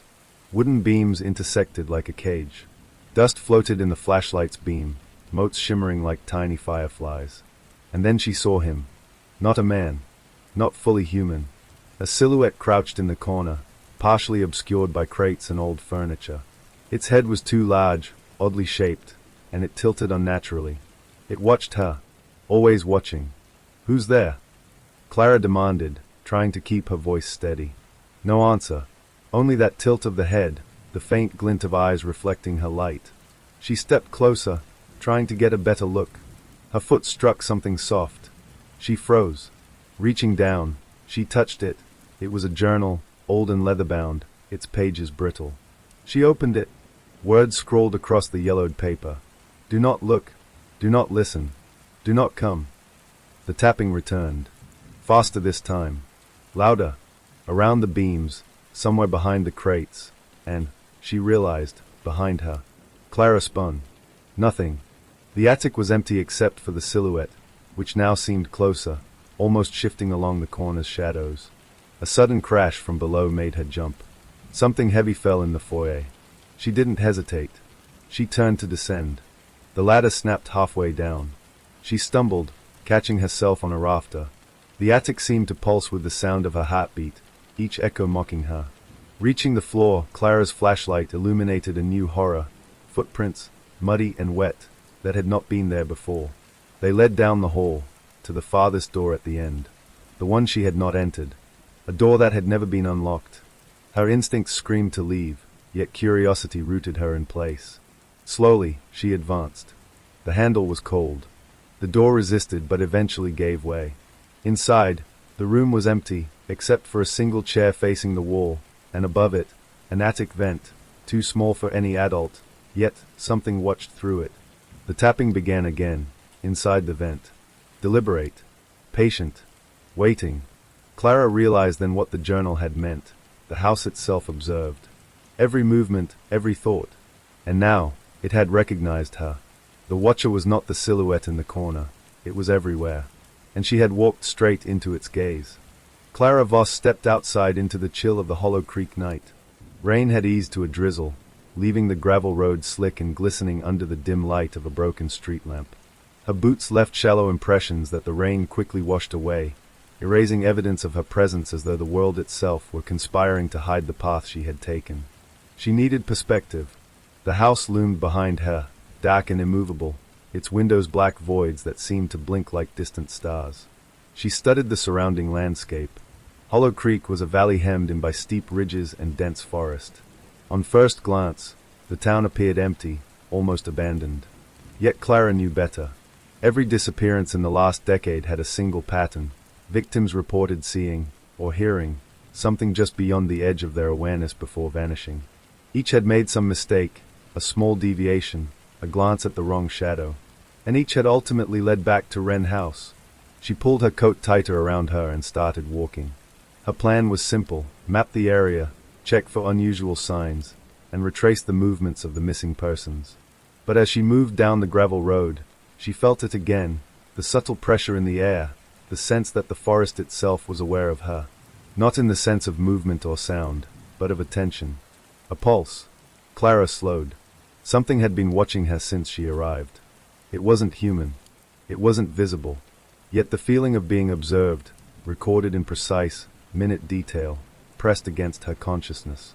She had encountered many cases, some mundane, some supernatural, but Hollow Creek was different. The house wasn't just a location. It was an active participant. The first clue came at the old creek bridge, half collapsed and coated with moss. She crouched, examining the mud along the edges. Footprints were scattered, some fresh, some decades old, but the pattern was strange. Not chaotic, but deliberate. Small children's shoes, adults' boots, even animal tracks, but none of it random. Each step seemed to form a lattice, an invisible diagram that could only be discerned if traced carefully. Clara drew a small map in her notebook, connecting the footprints, tracing lines that moved from the forest toward the creek and back again, then arching toward the road leading up to Wren House. A pattern was emerging. And then she saw it, a faint indentation in the mud, a spiral of tiny impressions leading up the creek's edge. She followed it cautiously. The spiral widened and then ended, not with footprints, but a hollow, a depression in the earth that seemed to pulse faintly. When Clara crouched closer, she noticed that water from the creek had collected inside, reflecting the dim moonlight, but the reflection was wrong. The sky and the water's surface was inverted. Trees stretched downward. The stars appeared in impossible positions. Clara blinked. She shook her head. Rain fell in her hair. Yet the reflection persisted. Her heart quickened. She remembered the silhouette in the attic, the way the shadows had shifted unnaturally, and the journal. Do not look. Do not listen. Do not come. The house wasn't warning her. It was documenting her. Clara returned to the SUV for supplies. Her flashlight, notebook, and audio recorder were her only tools. She had no idea if they would help. Rationally, she understood that some unknown mechanism, supernatural or otherwise, was influencing perception, possibly bending space, time, or awareness itself. But that understanding did little to calm the deep-rooted fear growing inside her. She drove slowly along the creek road, headlights cutting through mist that seemed to cling to her windshield. Every bend in the road, every shadow along the tree line, suggested movement just beyond the edge of vision. At one point, she swore she saw a figure standing behind a tree, small, childlike, with disproportionately long limbs, but when she blinked, it vanished. She parked at a high ridge overlooking the town. From here, she could see the house in its entirety. Its roof sagged in places, its chimneys leaned at unnatural angles. From this vantage, she realized the house wasn't symmetrical, not in any architectural sense. Its angles and protrusions aligned with the valley itself. The forest paths, the creek, the old bridge, everything seemed to radiate toward it. A pattern, not random, not organic, a deliberate structure imposed upon the landscape, a network of lines and nodes that led to a single central point, Wren House. Clara reviewed missing persons reports in her notebook. Children had vanished while playing near the creek. Adults disappeared after wandering the woods. Each incident had been accompanied by subtle disorientation, a sense of being lost even in familiar terrain, glimpses of something just beyond sight, sounds too regular to be accidental. She realized the bridge spiral wasn't unique. Similar patterns had been reported near other disappearances, though no investigator had noticed the geometry before. Trails, footprints, and objects, spoons, shoes, broken toys, had been left in configurations that, when mapped, revealed repeating lattice structures. The house had been building something, or orchestrating. By midnight, Clara decided she had to enter the house again. She parked at the edge of the driveway, noting the familiar shadows that now seemed to shift as she moved. The front door was no longer ajar but tightly shut, as though it had sealed itself in her absence. Her flashlight beam reflected against the wet surface of the door. As she pushed it open, she felt the air change. It wasn't warmer or colder, but heavier, dense, thickened by awareness. The floorboards groaned beneath her, complaining in low, moaning tones. The house seemed to breathe, inhaling as she stepped across the threshold. She moved upstairs again. The hallway felt narrower than before. The attic hatch loomed above, but Clara decided to explore the rooms first. Each door opened into chambers frozen in time. Furniture coated in dust. Walls etched with water stains. Broken glass glinting like frozen teeth. In one room, she found a small desk. On it were journals, more than she had seen before. Each belonged to a past investigator or curious local. Their last entries were similar. It watches in patterns.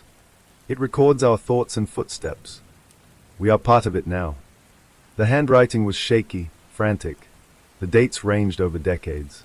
Some entries ended mid-sentence. The pen apparently dropped in terror. Clara's stomach churned. The pattern wasn't just on the land. It was in the house. In its walls. Its flaws. Its very architecture. Each hinge, each beam, each window placement seemed aligned to track movement, sound, and attention. The house didn't just observe. It encoded. It calculated. Then she saw it. The pattern in motion. From the attic hatch, shadows slid along the beams. Not one shadow, but many, overlapping, intersecting, as though multiple figures were crouched in invisible layers. They shifted with purpose, adjusting the angles of perception. Clara realized with horror, the house itself had eyes, lenses, and watches embedded in the angles of light and shadow. One shadow detached and moved toward the door. Not a person, too fluid. too perfect in its movement. It stopped at the threshold of a doorway across the hall, tilting its head as though observing her. Clara raised her flashlight, illuminating nothing but dust and decay. And yet, the feeling of being scrutinized intensified. Footsteps, or echoes of them, resonated upstairs and down. She froze. The sound multiplied, reverberated through the hallways, layering in impossible configurations. Each echo matched the lattice she had observed outside, as though the house's structure extended beyond its walls into the valley itself. Her recorder picked up faint signals, whispering tones beneath the static. She listened closely. The sounds were rhythmic, patterned, almost mathematical. A sequence repeating every few seconds. Clara recognized it instinctively. It was the same as the spiral footprints at the creek. The lattice, the network. The house had a language. It was speaking through mud, through water, through shadow. And it had been waiting for her to understand. Clara ascended to the attic at last. The ladder was intact this time, welcoming, almost coaxing. She climbed slowly, each step echoing. At the top, the triangular space stretched wider than she remembered. Shadows pooled in corners. Dust motes shimmered in the flashlight beam, but they arranged themselves, drifting along invisible lines, following unseen currents. And then she saw the watcher again. The figure from before. Crouched, head tilted, limbs elongated, eyes glowing faintly. But now it moved. Slowly, deliberately, tracing patterns in the dust on the floor, drawing symbols that mirrored the lattice she had mapped outside. It wasn't human. It wasn't animal. It was something in between, something shaped by the house's will. The watcher paused, raising a limb as if beckoning. Clara stepped forward cautiously. The floor beneath her vibrated faintly, aligning with her heartbeat. Then the watcher dissolved. Or multiplied. Clara couldn't tell. The lattice extended, through shadows, through walls, through the valley. Every step she had taken outside, every footprint, every reflection, every shard of rain on the creek, it was part of a single, terrifying pattern. And she realized, with a cold certainty, that the house was alive not in the sense of mind, but in the sense of purpose. It was designing. It was waiting. And she had walked straight into its geometry.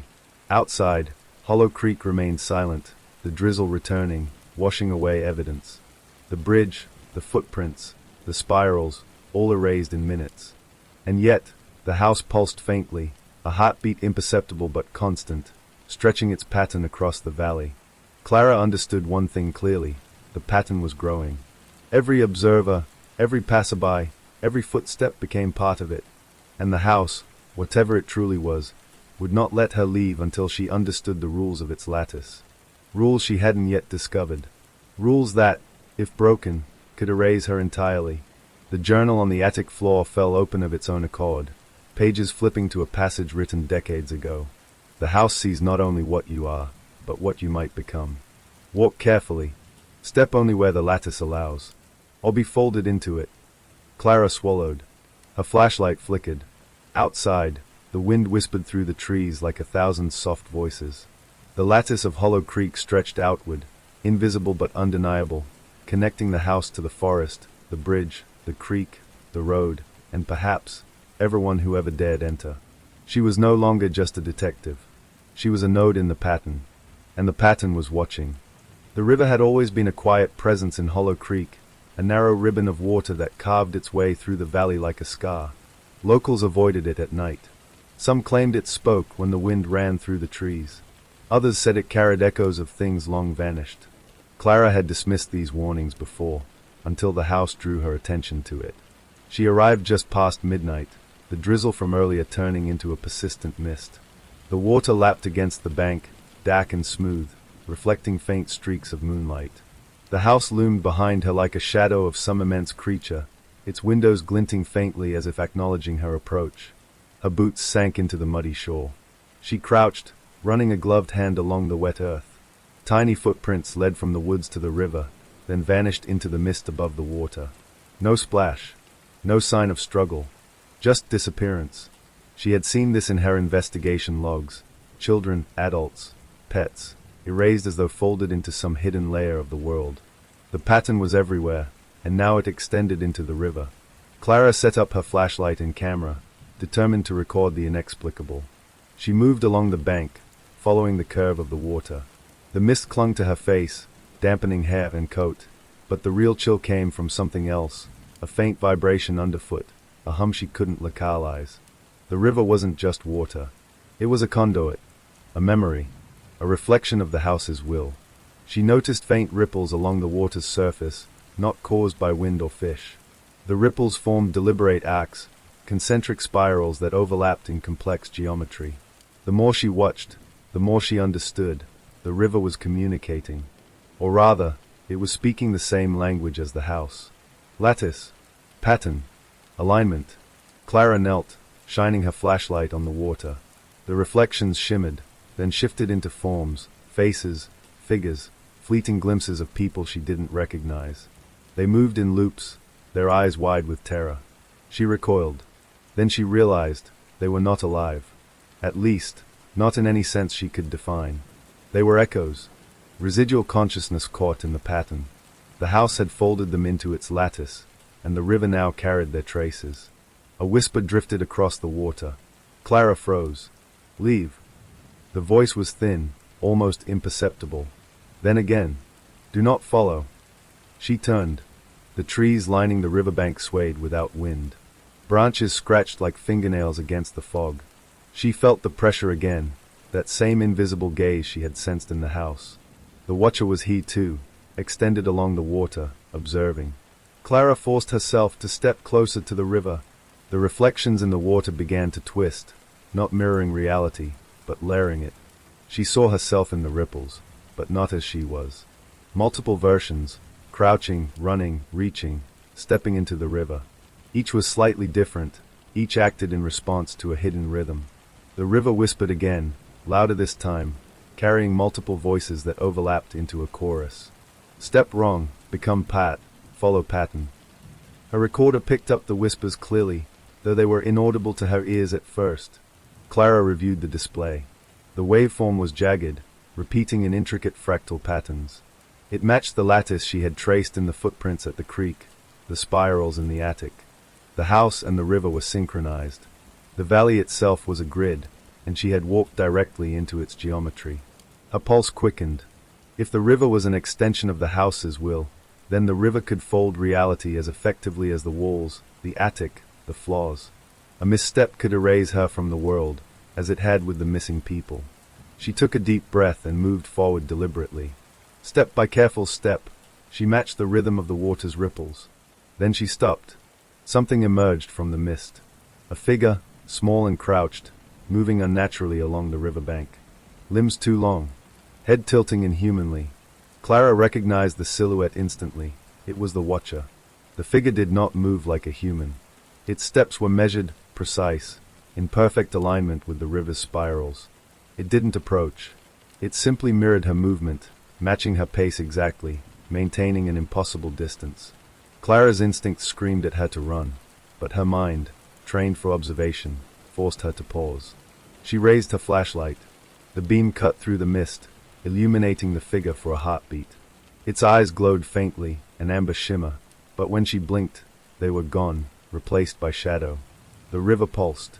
The mist thickened, and she understood, horrifyingly, this wasn't a creature hunting her.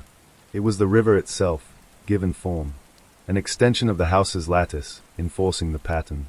She turned back to the water, trying to focus. The ripples had changed. Lines intersected, forming pathways. A spiral led from her position upstream into a narrow channel bordered by roots and rock. Following it would take her to the next bend, a place marked in every missing person's account, though none had returned. Clara hesitated. She recorded her decision on the audio device. I am proceeding cautiously. The river appears to lead somewhere, likely toward Wren House. All observations indicate extreme risk. Proceeding under direct attention. The river responded. Its surface shimmered, spirals tightening, guiding her steps. She followed the path, boots sinking into mud, flashlight illuminating the strange lattice that seemed to rise from the water itself. The mist twisted, forming shapes at the periphery of her vision. Children playing, adults kneeling. The images were fleeting, impossible, and yet felt real in the peripheral senses. Clara focused. Step, breath, rhythm, Step, breath, rhythm. By the time she reached the bend, the river widened, calm and reflective. The mist swirled, revealing a stone embankment she had not noticed before. The embankment was engraved with patterns, lines intersecting in triangles and spirals identical to the lattice outside the house and on the creek bridge. Clara knelt and traced them with her gloved hand. Each groove hummed faintly beneath her fingertips. She realized the patterns weren't just decorative, they were functional. A map, a control system, or a warning.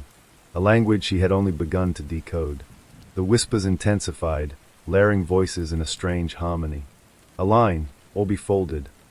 Step true, or be drawn in. Follow the lattice, maintain pattern. Her recorder captured the audio, but it sounded alien when played back later, a dissonant chorus layered over itself, impossible to replicate outside the river's immediate influence. Clara pressed on. The river narrowed into a shallow channel winding into dense trees. The whispers softened, as though the water was breathing, assessing her attention. She noticed something new. Reflections of herself in the water didn't exactly match her movements.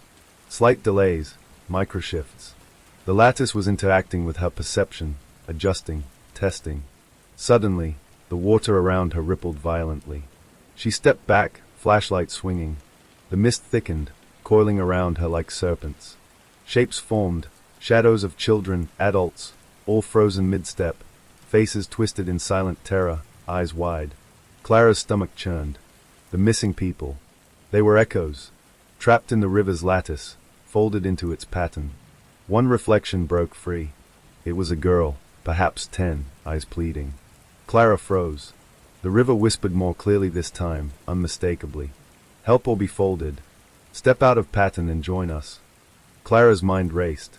The house's lattice, the spiral patterns outside, the watcher, they were all connected. Each disappearance had been a misalignment, a failure to observe the pattern. She hadn't been careless yet, but the warning was clear. One wrong step, and the river could erase her existence as efficiently as it had absorbed the others. She paused and traced the lines in the water with a stick, attempting to read the lattice. Slowly, a sequence emerged. Footsteps, positions, timing. The river's pattern was a language of geometry and rhythm. The water pulsed with anticipation. Following the lines exactly would allow her to reach the next node in the network, a small island in the center of the river. On it, according to witness accounts, the Wren house extended its influence, a projection into the valley itself. Step by step, she moved, following the lattice, mind alert. Mist swirled around her like living fingers. Reflections twisted. The echoes of missing people moved alongside her, just out of reach, silent witnesses. As she reached the island, the water deepened slightly. The mist parted, revealing the ruins of an old dock. The dock's beams were engraved with patterns matching the riverbed lattice. Clara realized with horror that the river itself was a mirror of the house's geometry, a living extension of its surveillance and control. Then she saw the watcher again. A single silhouette crouched at the far edge of the island, its head tilted unnaturally, limbs folded in impossible angles. It watched her, not moving, not threatening, but observing. Every step she had taken had been recorded, assessed, integrated. Clara stepped onto the dock, aligning herself with the lattice. The water ripples responded, stabilizing beneath her feet. The watcher shifted, moving slightly, mimicking her movements. She understood. It was a calibration, testing her adherence to the pattern. Her pulse quickened. Misalignment here meant erasure. Every fiber of her being demanded caution. Step, breath, pattern. Step, breath, pattern. The dock ended at a stone platform. On it, half buried in mud, lay a small chest. Clara approached slowly. The chest had been described in fragments by locals who survived near the river. It contained journals, artifacts, and something they could never explain. She knelt, brushing away mud and debris. Inside was a single object, a small, blackened mirror. It reflected nothing but darkness, yet when she looked, she felt herself not entirely alone. The watcher's presence extended through it, merging the river's lattice with the house's geometry. And then she heard it, not whispers, but a single, clear voice in her mind. Step true. Maintain the pattern. Hollow Creek observes. Clara swallowed, heart pounding. She understood fully now. The river wasn't just water. The house wasn't just walls. The entire valley had become a lattice. Each person was a node. Each step, a choice. Each misalignment, a disappearance. She was in the center of it now. The river had whispered, and she had listened. She was still whole, but only because she had followed the pattern perfectly. Outside, the mist returned. Rain began to fall again, washing away footprints, traces, and echoes. The river returned to its quiet state, ripples softening. The lattice persisted, invisible but constant. Hollow Creek continued to watch, recording, calculating, waiting.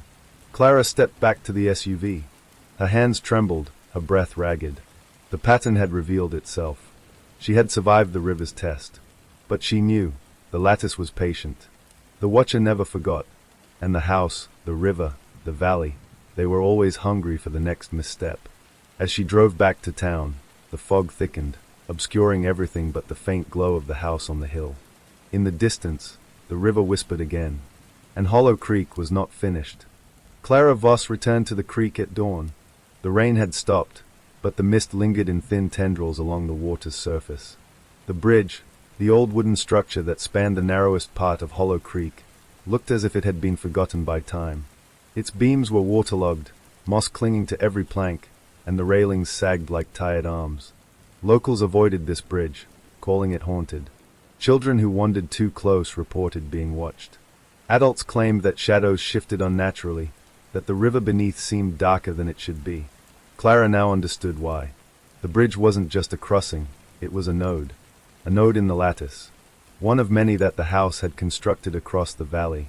She crouched at the edge of the creek, boots sinking into soft mud. Tiny footprints trailed to the bridge, then vanished at its threshold. That was the first sign. Something beneath the structure had been observing, recording. Something invisible yet sentient. The river moved silently beneath the planks. Clara shone her flashlight into the dark water. For a moment, she thought she saw nothing. Then she noticed small, round reflections, like eyes, glistening in the murky depths. They were too symmetrical, too intentional to be fish or debris. The eyes blinked. Clara froze. The river had always whispered, but now it watched. Not through the water's surface, through it. The lattice extended even beneath the bridge. She moved carefully, kneeling and peering through gaps between the planks. One by one, the eyes blinked in sequence, tracking her every movement. They were intelligent. They were aware. Each reflected light differently, as if the river was testing her perception, adjusting the intensity of its attention. Clara noted them in her recorder. Whispered patterns, geometric alignments she had begun to recognize. The house, the river, the bridge, they were all connected. The lattice ran through everything, connecting nodes, observers, and the unfortunate souls who had failed to follow the pattern. Then she noticed a subtle vibration under her knees.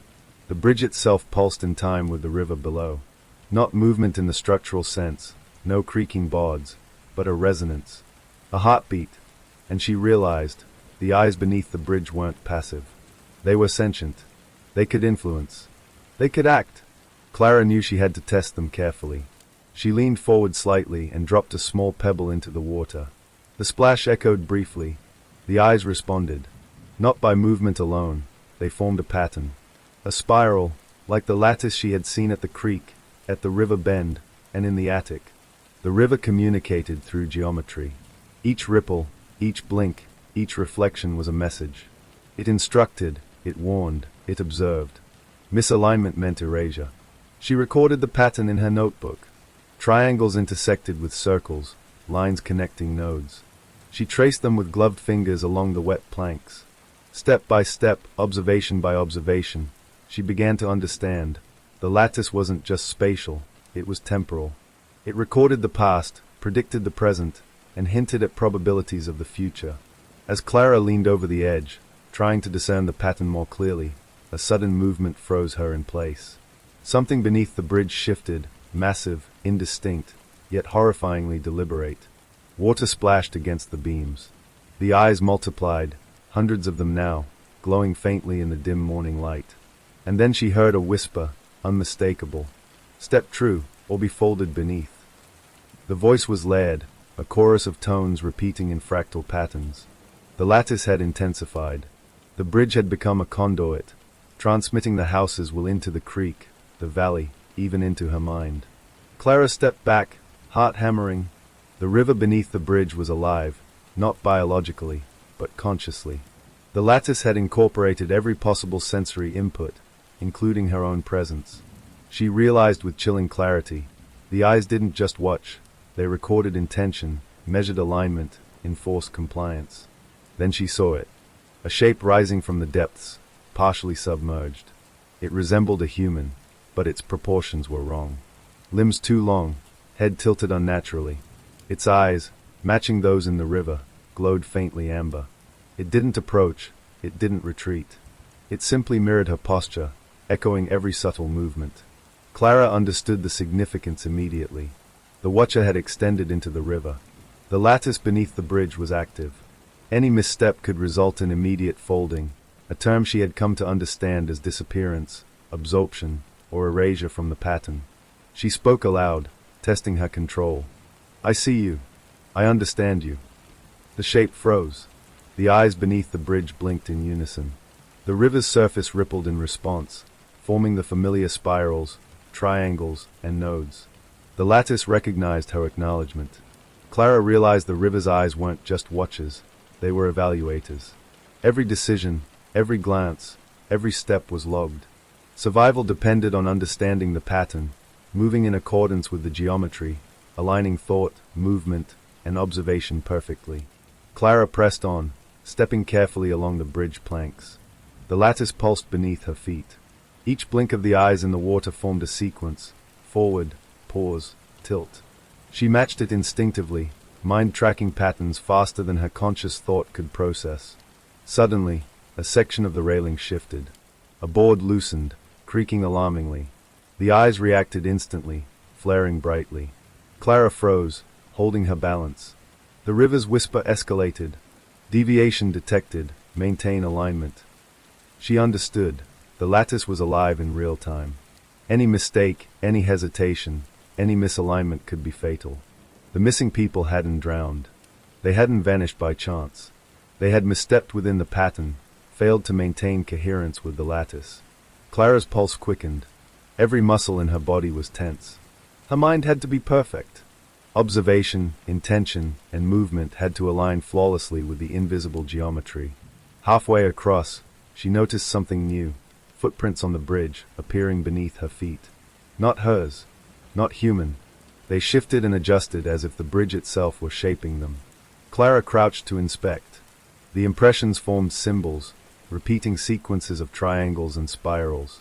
They led toward the riverbank on the far side, where the bridge ended, but also hinted at a loop back, connecting to the house. The pattern was a circuit, a closed system. Hollow Creek had designed itself not only as a trap but as an active network, linking nodes, observers, and its victims in perpetual motion. Clara realized the magnitude of what she faced. The lattice wasn't static. It expanded. It adapted. It learned.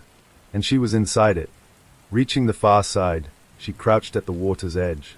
The eyes beneath the bridge followed, their number now nearly uncountable. Reflections shimmered unnaturally.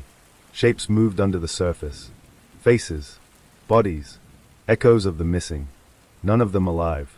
None of them gone entirely. Folded into the lattice, subsumed by the house's architecture and the river's network. One face emerged clearly. A child, perhaps 8 years old. Eyes wide, mouth forming a silent plea. Clara's heart ached. She extended her hand instinctively, though she knew it was futile. The river's whisper intensified. "Do not touch, maintain the pattern." Her hand trembled. She withdrew it, realizing instinctively that even well-meaning intervention could destabilize the lattice. To act without alignment was to invite erasure. Clara exhaled slowly and focused. She traced the water's spirals with a small stick. Every ripple, every reflection, every blink of the eyes was part of a coherent design. Step. Observe. Align. Step. Observe. Align. She moved backward toward the bridge's midpoint, carefully retracing her steps. The lattice responded favorably, stabilizing beneath her feet. The river whispered softly now, approving, acknowledging compliance. The watcher remained, crouched at the far bank, unmoving. Clara realized the truth. Hollow Creek's pattern was not malevolent in the conventional sense. It was indifferent, precise, and exacting. It enforced rules she was only beginning to understand. Any deviation led to assimilation. Alignment ensured survival. Hours passed, or it felt like hours. The mist lifted slowly. Sunlight began to filter through the trees, illuminating the riverbank in pale gold. The eyes beneath the bridge dimmed, becoming ordinary reflections once more. The watcher remained at the far edge but retreated slightly, merging into shadow. Clara backed away, careful not to misstep. She glanced down the bridge, tracing the lattice once more. A recorder had captured the whispers. A notebook contained sketches of the symbols and sequences. She had survived the test, but she knew she hadn't mastered the pattern, only observed it. The bridge, the river, the house, they were nodes in a single network. Hollow Creek itself was alive, encoding movement, thought, and attention. The lattice had expanded beyond walls and water, embedding itself in every step she took, every breath she drew. And she understood with chilling clarity, the house had only begun its design. The valley, the creek, the bridge, all were extensions of its will. The missing had not vanished by chance. They had failed to align with the lattice. Clara had succeeded, but only because she had followed the rules, understood the geometry, and respected the watcher's gaze. She finally turned from the river and walked back toward the town. The fog lifted gradually, revealing Hollow Creek in muted daylight. The house remained, perched above the valley, silent but vigilant. The river flowed quietly beneath the bridge, hiding eyes that still watched, still recorded, still measured. Clara's mind churned. She now knew that Hollow Creek's true danger was not visible. It was systematic, precise, relentless. She had observed the eyes beneath the bridge. She had survived. But she understood one fundamental truth. The pattern never ended. It only expanded. And eventually, it would test her again. Clara Voss returned to Hollow Creek later that evening, a storm rolling in from the northwest. The valley was shrouded in fog, and the familiar landscape seemed transformed. Trees loomed taller, shadows stretched longer, and the winding paths through the woods no longer felt ordinary. She had survived the river's lattice and the eyes beneath the bridge, but the house still called her attention to another anomaly, a path that should have existed, yet did not. The vanished path. It had been referenced in local records, old journals, and scattered news clippings, a trail once used by townsfolk that led deep into the forest and up toward the cliffs behind the Wren house. People who entered it never returned. Footprints, reports, and occasional items had been left behind, but the path itself seemed to have disappeared from maps, aerial images, and even memory. Clara's instincts told her the vanished path was another node in the lattice, a connection point for the house's surveillance, a conduit for the folding of those who failed its rules. She had to see it firsthand. She parked her SUV at the edge of the forest where old maps suggested the path began. The fog rolled across the clearing, drifting in and out like ghosts. Clara adjusted her flashlight and stepped out. Every movement through the undergrowth sent droplets of mist onto her coat. The beginning of the path was subtle, a depression in the earth, a slight alignment of stones along the edge of the trees. She crouched, brushing aside wet leaves. The signs were faint but unmistakable, flattened moss, scratched back, and tiny spiral impressions, mirroring the lattice she had observed at the creek and bridge. The path led into darkness. A recorder was running, notebook open, flashlight scanning carefully. Each step seemed to echo unnaturally, though the forest was silent. The lattice extended even here, subtly warping the terrain, drawing her along predetermined lines. And then she noticed the first anomaly. A faint shimmer hovered above the ground ahead, almost imperceptible in the fog. Clara stopped. Her breath formed a mist in front of her face. The shimmer flickered, like a heat wave on a summer road, then resolved into faint footprints suspended just above the soil. Not her own. Not anyone else she recognized. They hovered for a heartbeat, then disappeared, leaving behind no physical trace. The vanished path was alive. She pressed forward cautiously. The underbrush thickened. Trees leaned in unnatural angles, their branches forming arches that mirrored the spirals and triangles she had been tracing in her notebook. Every alignment she observed, every step, every beam of light, every reflection in water, was encoded into the forest itself. The lattice had extended, not only in space, but in perception. Suddenly, she heard a sound, footsteps behind her. Not hers, not those of an animal. They were light, measured, deliberate. Clara froze, listening. The fog thickened between the trees, shifting in slow currents. "Who's there?"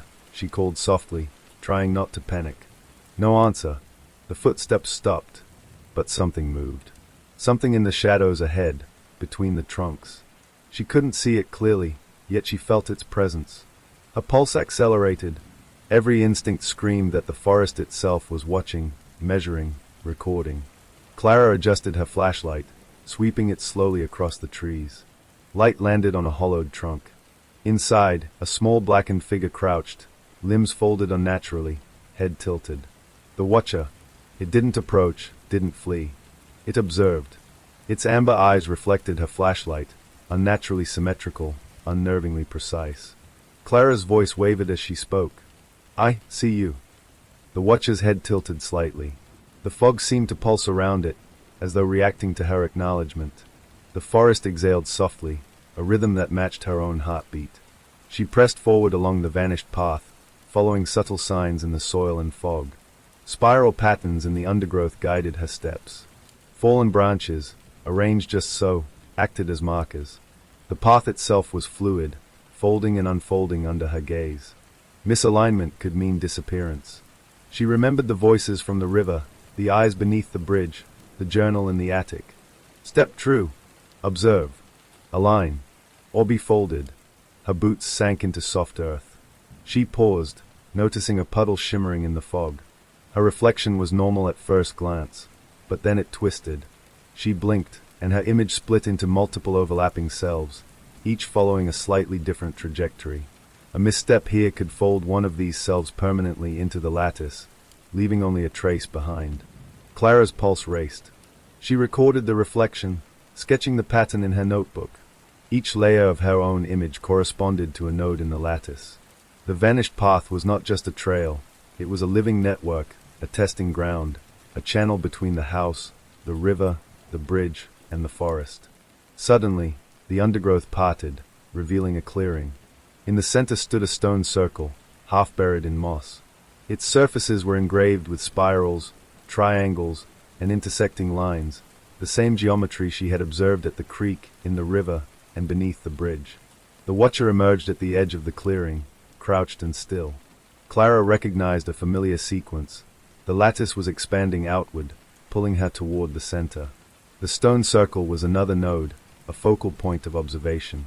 A flashlight beam caught movement in the fog. Shadows swirled along the edges of the clearing, faint outlines of previous wanderers, some children, some adults. Their forms were incomplete, blurred, as if partially folded into the lattice. Clara swallowed hard. She realized with horror, these were the ones who had failed the path, the node, the pattern. Their presence was residual. The lattice retained memory, projecting echoes of its failures. Clara stepped toward the stone circle. Each step triggered subtle vibrations underfoot, an acknowledgement from the lattice. It was testing her alignment. Mist swirled around her boots, forming ghostly spirals that mimicked the lattice in the ground. Her heartbeat matched the rhythm. Step. Observe. Align. Step. Observe. Align. She crouched to inspect the engravings. Tiny fissures along the stone formed additional nodes. She traced them with a gloved hand, noting the complexity. Lines intersected and branched in fractal patterns, looping back on themselves endlessly. The vanished path was not linear. It was recursive, self-reinforcing, a closed system designed to fold misaligned observers into the lattice permanently. A whisper floated on the fog. Step true. Align fully. The lattice remembers. Clara felt it in her chest. The lattice wasn't just in the physical world, it was in perception, in thought, in intention. One wrong move, one lapse in focus, and she could be folded like all the others. She rose slowly and circled the stone formation, careful to stay within the invisible lines she traced in her mind. The watcher followed silently, keeping perfect distance, observing without intervention. The forest itself seemed to lean closer, listening, recording, integrating her presence into the vanished path. Then she noticed it, a faint shimmer between two trees. A doorway, or perhaps an opening, folded into the lattice itself. It was impossible to see clearly. The fog masked it, yet she knew instinctively that stepping through it would lead further into the network, deeper into the house's influence. Clara hesitated. Her recorder captured the sound, low, vibrating hums, rhythmic, aligned with the spirals beneath her boots. The lattice was alive, aware of her observation, assessing her adherence to the pattern.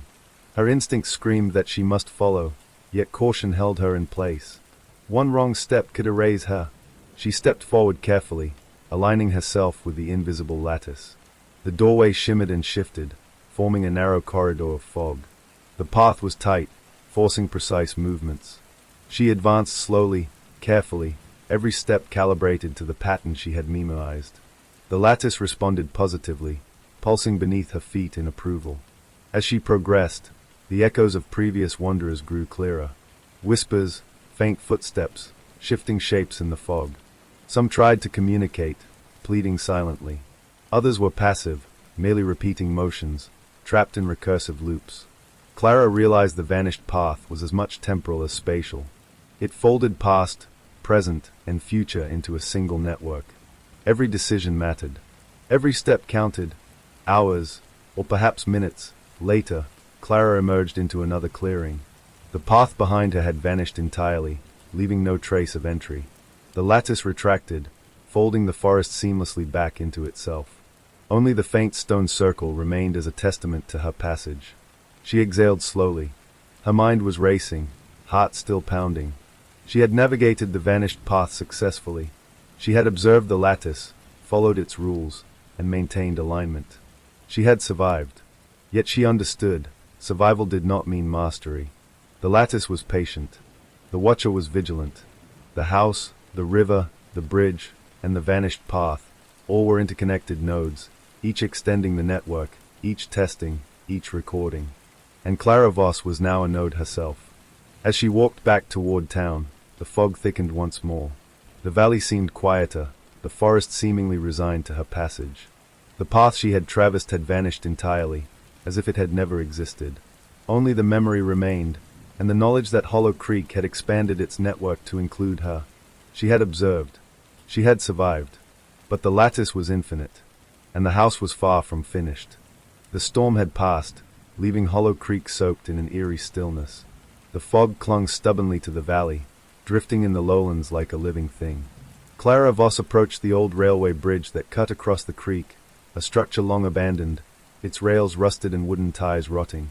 Locals called it the Silent Crossing, though few dared set foot on it after dark.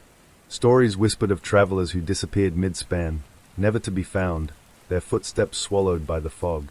Clara had learned to listen to the patterns, the whispers, the lattice that connected house, river, bridge, and forest. She knew the Silent Crossing was more than a bridge. It was a conduit, a node, a test. And tonight, she intended to confront it. The first thing she noticed was the quiet. Not the absence of sound, but an unnatural hush. Birds did not call. Leaves did not stir. Even the river, usually a constant whispering presence, flowed in an unnatural silence beneath the rusted beams. Clara paused at the entrance to the crossing, scanning the span with her flashlight.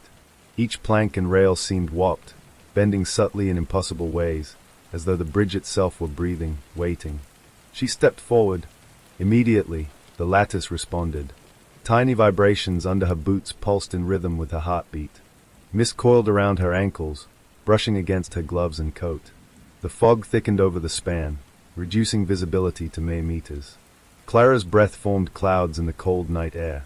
The silence was absolute, no creak, no drip, no whisper, yet she knew she was being observed. From the shadows of the far side emerged movement, slow, deliberate. A figure, humanoid but unnervingly precise, mirrored her steps. The watcher. Its amber eyes glowed faintly in the mist, fixed, unblinking.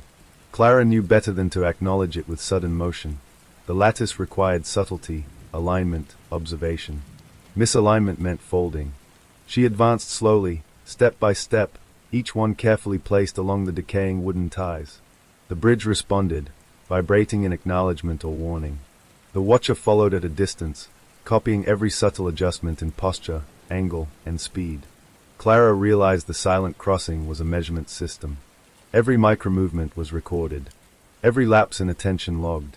Every misstep could result in disappearance. Beneath the bridge, the river whispered softly, though now the whispers were different, less a voice, more a pattern of pulses. Clara followed it instinctively, aligning her steps with the subtle waves and spirals. The lattice had expanded to include not just the physical world but her perception, her thought, and her intention. A slight misalignment could fold her completely into the pattern. Midway across, Clara noticed something impossible. The planks ahead seemed to vanish into the fog, leaving only air beneath her feet. Her heartbeat raced. The lattice was testing her. The silent crossing was not a linear structure, it was a recursive system. The physical bridge existed only in part. The rest was an extension of the lattice itself. She had to walk on faith, relying on perception and intuition to align with the invisible nodes. She exhaled, steadying her nerves, and took another step. The planks solidified beneath her boots as if acknowledging her alignment. The watcher mirrored her, paused for a heartbeat, and continued. The fog thickened, forming shapes along the rails, echoes of previous wanderers. Figures froze mid-step, expressions twisted in silent terror, limbs suspended unnaturally. Clara realized they were residuals, echoes folded into the lattice when the silent crossing had claimed them. Some reached out silently, pleading for recognition, but she understood. Touching them could destabilize the system, draw her into the same fate. A sudden creak startled her, though no physical movement occurred. One of the ties beneath her foot seemed to pulse, brightening subtly with amber light, invisible to casual observation. The watcher paused, tilting its head. Clara froze. The lattice had reacted. She had approached a node incorrectly. Quickly, she adjusted, matching her step to the invisible geometry of the lattice, aligning body, mind, and attention. The pulsing faded. The watcher resumed following, still silent. She realized the silent crossing was alive in a cognitive sense as well as a physical one. It required synchronization, not just obedience. The river beneath her, though silent, pulsed in tandem with the bridge. Tiny spirals of reflected light shimmered in the fog, mirroring the lattice patterns she had traced in the river bend, the vanished path, and beneath the bridge. The lattice was consistent. Everywhere she went, it maintained the same rhythm, the same rules, the same tests. Near the midpoint, the fog parted slightly, revealing a collapsed section of the bridge. The lattice shimmered over the gap, invisible yet tangible. Clara paused. Her instincts screamed to turn back, yet she understood the necessity. To retreat would be a misalignment, a failure. She had to cross. The watcher moved closer, but did not interfere. Its amber gaze followed her precisely, measuring every micro-adjustment in posture, every hesitation. Clara focused on the lattice. She stepped onto the empty space. The fog solidified beneath her boots, forming a bridge of perception, supported by her alignment and attention. Her pulse matched the invisible rhythm. Step. Observe. Align. Step. Observe. Align. The gap closed as she walked, and she reached the far side safely. The lattice acknowledged her success with a subtle pulse that resonated through the fog. The watcher stepped back, its presence still present but non-threatening. Beyond the collapsed section, the crossing narrowed, forcing careful movement along a single plank. The river beneath seemed darker here, almost black, reflecting nothing but the fog and occasional glimpses of the lattice spirals. Clara sensed something moving in the depths, something watching. The whispers returned, faint but layered. Align, observe, step true. Clara responded internally, matching her breath to the pulses, her gaze to the unseen nodes. The plank ahead wobbled slightly. Another test. She adjusted instantly, feeling the bridge stabilize under her feet. Misalignment was punished instantly, she realized, but perfect alignment was rewarded with subtle reinforcement of the lattice. She advanced carefully, noting every reflection in the water, every flicker of mist. The silent crossing was not just a physical structure, it was a living measure of her awareness. It tracked cognition, attention, and alignment. Each step brought her closer to understanding, but also closer to danger. Halfway to the far side, Clara noticed shadows moving in tandem with hers on the fog. They weren't physical, not entirely. They were residual echoes, traces of previous travelers folded into the lattice. Each mirrored her movements slightly off-kilter, showing the consequences of misalignment. She studied them carefully, noting the patterns, learning from the errors of those who had gone before. The river pulsed louder beneath the bridge. The lattice was aware of her observations. It responded, adjusting subtly, reinforcing the invisible geometry that guided her steps. She felt it in her bones, a harmony between perception and structure, a rhythm she had to maintain perfectly to survive. A sudden squall of wind rocked the bridge. The fog thickened into a solid wall. Clara froze. One misstep could fold her permanently into the lattice. She inhaled, centering herself. Step. Observe. Align. Step. Observe. Align. The plank beneath her feet solidified. The fog parted just enough for her to see the final section of the crossing, the last node before the valley beyond. At the final node, Clara crouched to inspect subtle spirals etched into the weathered wood.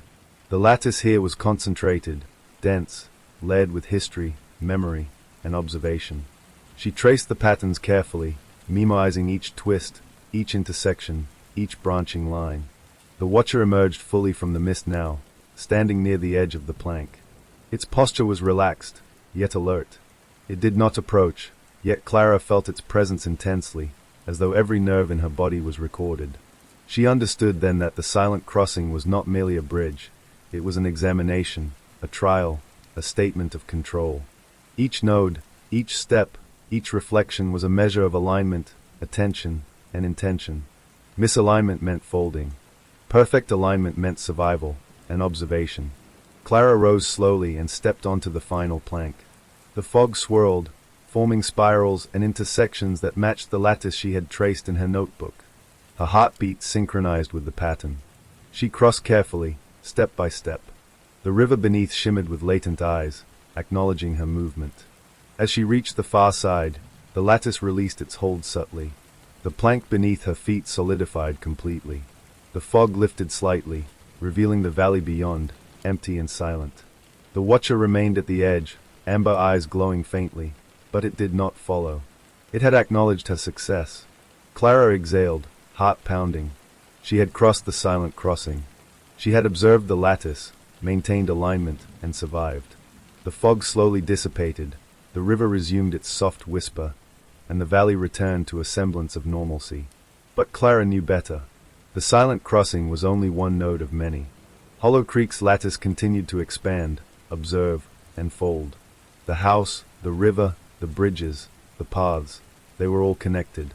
She had survived tonight, but only because she had maintained perfect alignment with an entity that observed not just movement, but thought, intention, and attention. The valley remained patient, silent, and infinite in its vigilance.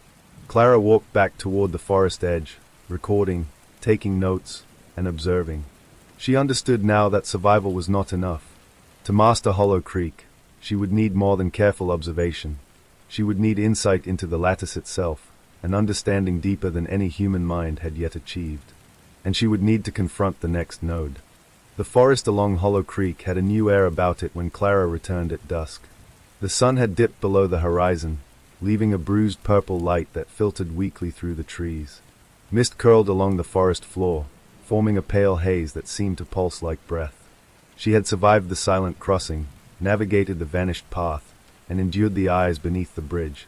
But the forest now felt different. Alive, not just with wind or wildlife, but with thought. Locals whispered of the whispering trees, a stretch of the Hollow Creek forest where the lattice seemed to bleed into nature itself. They said the trees spoke in subtle tones, their branches tracing spirals, triangles, and lines that weren't random. The forest was a living extension of the house's network. And tonight, Clara intended to witness it for herself. She entered the woods along a narrow trail, boots sinking into damp soil. Every step seemed to echo more loudly than it should, the sound swallowed and reshaped by the fog. She paused, listening. At first, nothing but the occasional snap of a twig underfoot. Then, a faint susurration, barely audible. Observe, align, step true. The whisper came from all directions. Leaves trembled, branches quivered, and she realized the trees themselves were communicating. Their bark glimmered faintly in patterns, spirals forming and reforming across trunks. The lattice had extended fully into this stretch of forest. Each tree was a node, a sensor, a recorder. Clara adjusted her flashlight, sweeping across the trunks. Light caught the moss in geometrical patterns, triangles nested inside circles, lines branching in fractal sequences. Step by step, she traced the invisible paths, aligning herself with the lattice. Any deviation could be catastrophic. She paused beside an oak with deep fissures in its bark. The spirals in the moss glimmered, moving subtly as she watched. A soft vibration ran up the trunk, and she understood it as a pulse, a heartbeat of the forest. The lattice was alive, extending not only across space but into perception. Each step, each breath, each intention was logged. A sudden rustle startled her. A figure emerged between two birch trees, a humanoid shape, crouched unnaturally, head tilted. The Watcher. Its amber eyes glowed faintly, mirroring the spirals in the bark. Clara froze. The lattice was testing her. One wrong move, and she could be folded like the countless echoes embedded in the trees. She whispered, "I see you." The Watcher's head tilted slightly. The branches trembled in acknowledgement. The lattice had recognized her observation. Clara proceeded cautiously, following the natural curves of the trees. Mist formed intricate spirals around her ankles. Twigs shifted subtly, guiding her steps along paths encoded in the lattice. The whispering trees were more than observation points. They were active participants, subtly influencing perception, guiding or warning against deviation. She passed a clearing, moonlight filtering through the fog. Shadows shifted unnaturally, forming echoes of past wanderers folded into the lattice. Some were human, others more ambiguous, twisted forms, half-glimpsed, repeating subtle movements, a permanent record of misalignment. Clara noted patterns in her notebook, spirals nested in triangles, lines intersecting at invisible nodes, each sequence a test for alignment. The lattice was expanding, integrating more of the forest, more of her senses, more of her mind. Further along, she noticed a fallen log forming a bridge over a shallow stream.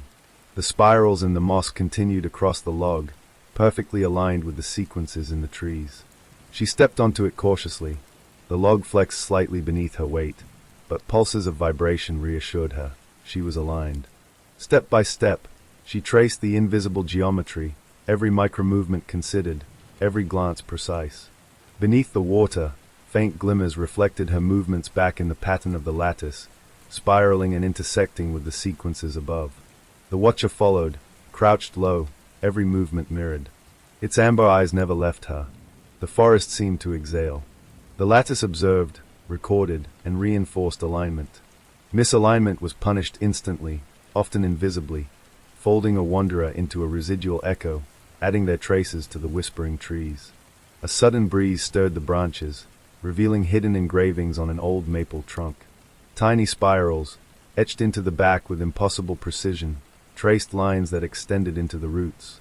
Clara crouched to examine them. Her fingers traced the shapes, following the natural curves of the wood. The lattice pulsed beneath her hands. The forest itself seemed to recognize her comprehension. A faint whisper echoed around her. "Step true. Align fully.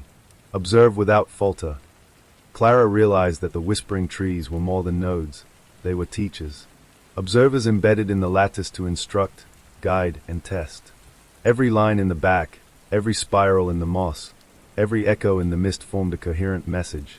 The forest demanded harmony, precision, and awareness. As she progressed deeper, the trees grew taller, closer together. The fog thickened, and the forest became almost claustrophobic. Shadows moved at the edges of her vision, echoes of those folded, partially observed, trapped in recursive loops. Clara understood their behavior. They were lessons encoded into the lattice, warnings for those who failed to step true. She stopped at a fork in the trail. Both paths looked identical. One led toward the valley, the other deeper into the forest. The lattice pulsed subtly, a barely perceptible vibration under her boots. She traced the sequences in the moss, mapping spirals and triangles with her eyes. One path matched the invisible geometry exactly, the other deviated subtly. Step true. Align fully. Observe. Clara chose the correct path. The mist parted slightly, and she moved forward with renewed caution. The Watcher followed silently, maintaining a perfect distance, its amber eyes a constant reminder of the lattice's omnipresence. The trail eventually led to a small clearing dominated by a massive oak. Its trunk was enormous, roots sprawling outward like veins. The lattice converged here, spiraling upward into the canopy. Light from the moon shimmered off the mist, forming delicate arcs along the branches. The forest whispered in layered tones, a chorus of subtle instructions and observations. Clara crouched to trace the spirals in the roots. Patterns intersected in complex arrangements, forming nodes she recognized from the river, the bridge, and the vanished path. The lattice was consistent, connecting nodes across space and time. Step true. Align. Observe. Repeat. A sudden sound startled her, a whisper close behind, distinct from the general chorus of the trees. She turned slowly. A shadow moved, crouched unnaturally among the roots. The watcher again, closer than before, yet maintaining non-interference. It was studying her, measuring her attention, confirming her alignment. Clara whispered, "I see you." The lattice pulsed subtly. The forest responded with a soft vibration. Her alignment was validated. Above the clearing, branches formed spirals that rotated as if alive, adjusting subtly in response to her movements. Mist curled through them, forming concentric rings of fog, guiding her gaze upward and outward. Clara realized the whispering trees were an amplification of the lattice, extending its influence into the canopy, embedding observation into every level of the forest. Her notebook filled with sketches, her mind racing to comprehend the geometry. She traced intersections, spirals, triangles, and recursive loops. Step by step, the lattice reinforced patterns, providing feedback with subtle vibrations and shifts in mist. She understood with growing clarity. The whispering trees were a living archive, a dynamic system that measured alignment, recorded errors, and amplified observation. Hours passed in the dense fog. Clara moved carefully, step by step, tracing the lattice, observing residual echoes, and noting subtle variations. The forest responded, branches swaying, mist coiling, spirals shifting to mirror her attention. Misalignment would mean folding. Perfect alignment ensured survival and continued observation. At last, she reached the far edge of the whispering trees. The canopy opened slightly, revealing the valley beyond, lit by pale moonlight. The watcher paused, its amber eyes glowing faintly, then retreated into the shadows. The forest seemed to exhale, a subtle pulse in alignment with her heartbeat. She had survived the whispering trees. But she knew survival was not mastery. The lattice extended further, deeper, and more intricate than she could yet comprehend. The house, the river, the bridges, the vanished path, and now the whispering trees, all were nodes in a network that stretched beyond perception, observation, and time. Clara understood one undeniable truth. Hollow Creek's lattice was infinite, patient, and unrelenting.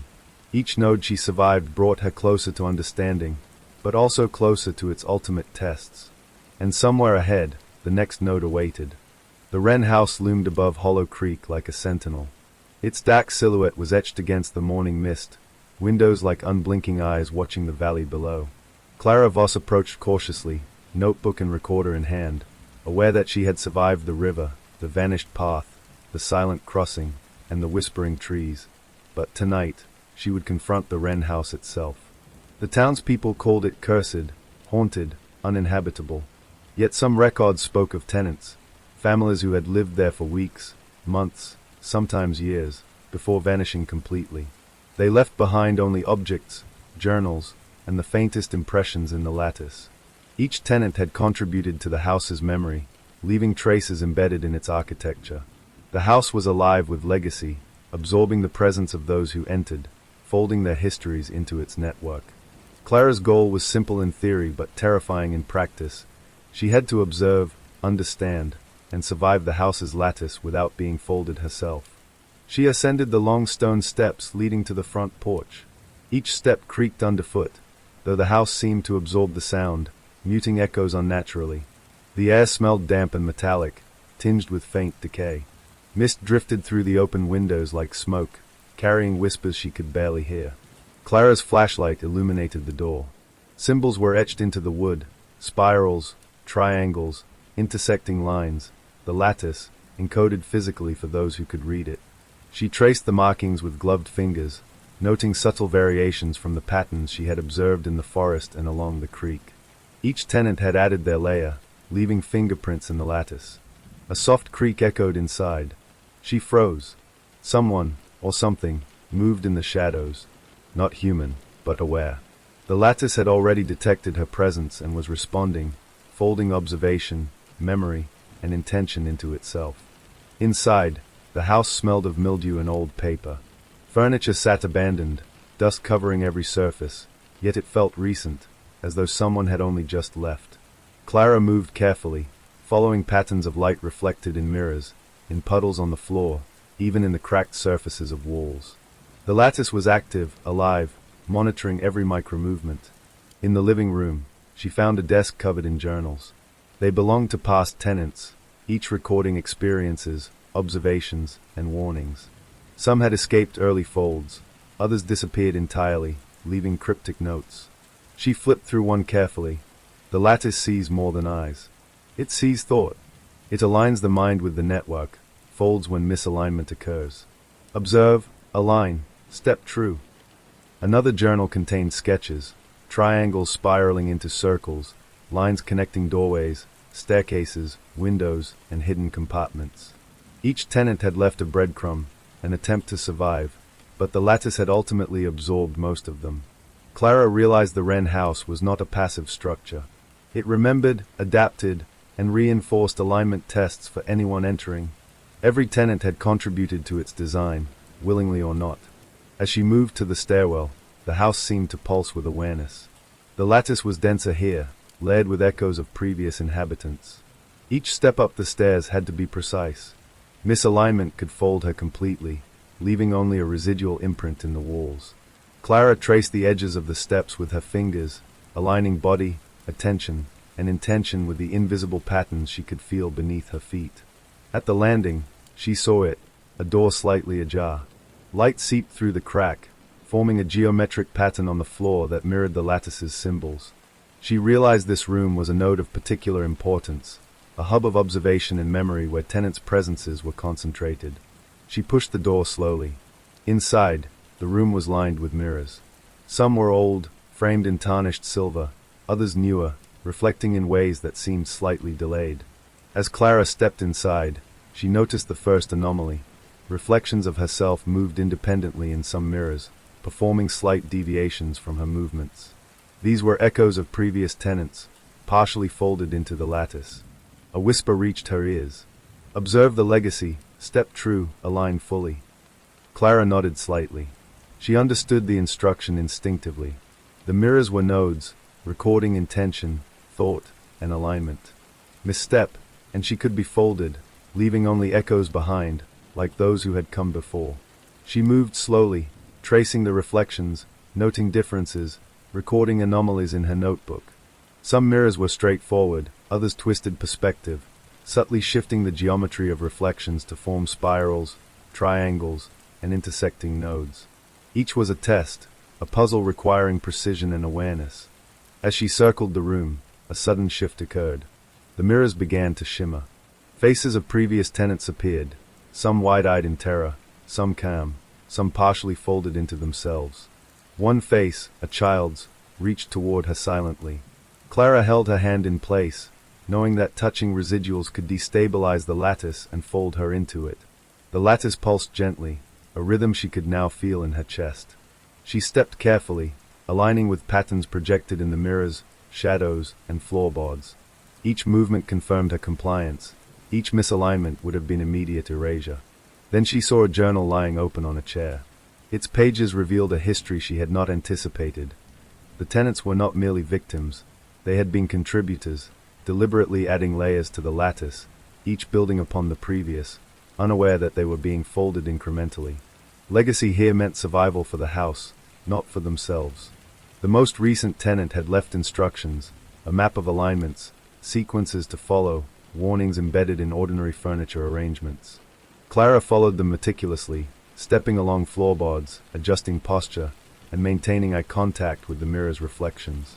Each sequence matched her prior observations in the creek, the vanished path, the silent crossing, and the whispering trees. The lattice was consistent, but far more complex within the house. Multiple nodes intersected at every step. Misalignment in one room could propagate, causing folding far from the point of origin. Clara's mind raced to track spirals, triangles, and fractal sequences in 3 dimensions. The house demanded not only precision of body but coherence of mind. At the far end of the room, a door led to the attic. Clara ascended carefully, aware of vibrations beneath her feet. The lattice extended even here, layered with decades of tenants' presence. Dust and webs hid the true structure of the attic, masking nodes and alignment markers. She traced her fingers along beams and rafters, feeling pulses of energy that confirmed correct alignment. In the center of the attic stood a single, massive mirror, framed in dark wood, its surface black as polished obsidian. She approached cautiously. The lattice's pulse intensified. Reflections shifted, merging her own image with those of previous tenants. The mirror was a central node, a focal point of observation and memory, consolidating the legacy of all who had come before. Clara recognized the pattern immediately. This mirror did not merely reflect. It absorbed, recorded, and tested. Step true. Align. Observe fully. A sudden cold wind swept through the attic, rustling old papers and spinning dust into spirals. The mirror's surface shimmered. Amber eyes appeared, hundreds, overlapping, belonging to the watcher, the river, the vanished path, the silent crossing, and the whispering trees. The lattice had converged here, consolidating nodes into a singular point of observation. Clara's heartbeat synchronized with the pulse beneath the floorboards. She moved closer, aligning step, intention, and focus. Her reflection multiplied across the mirror, fracturing into geometric sequences. Each reflected self matched a node in the lattice. The house observed, analyzed, reinforced alignment.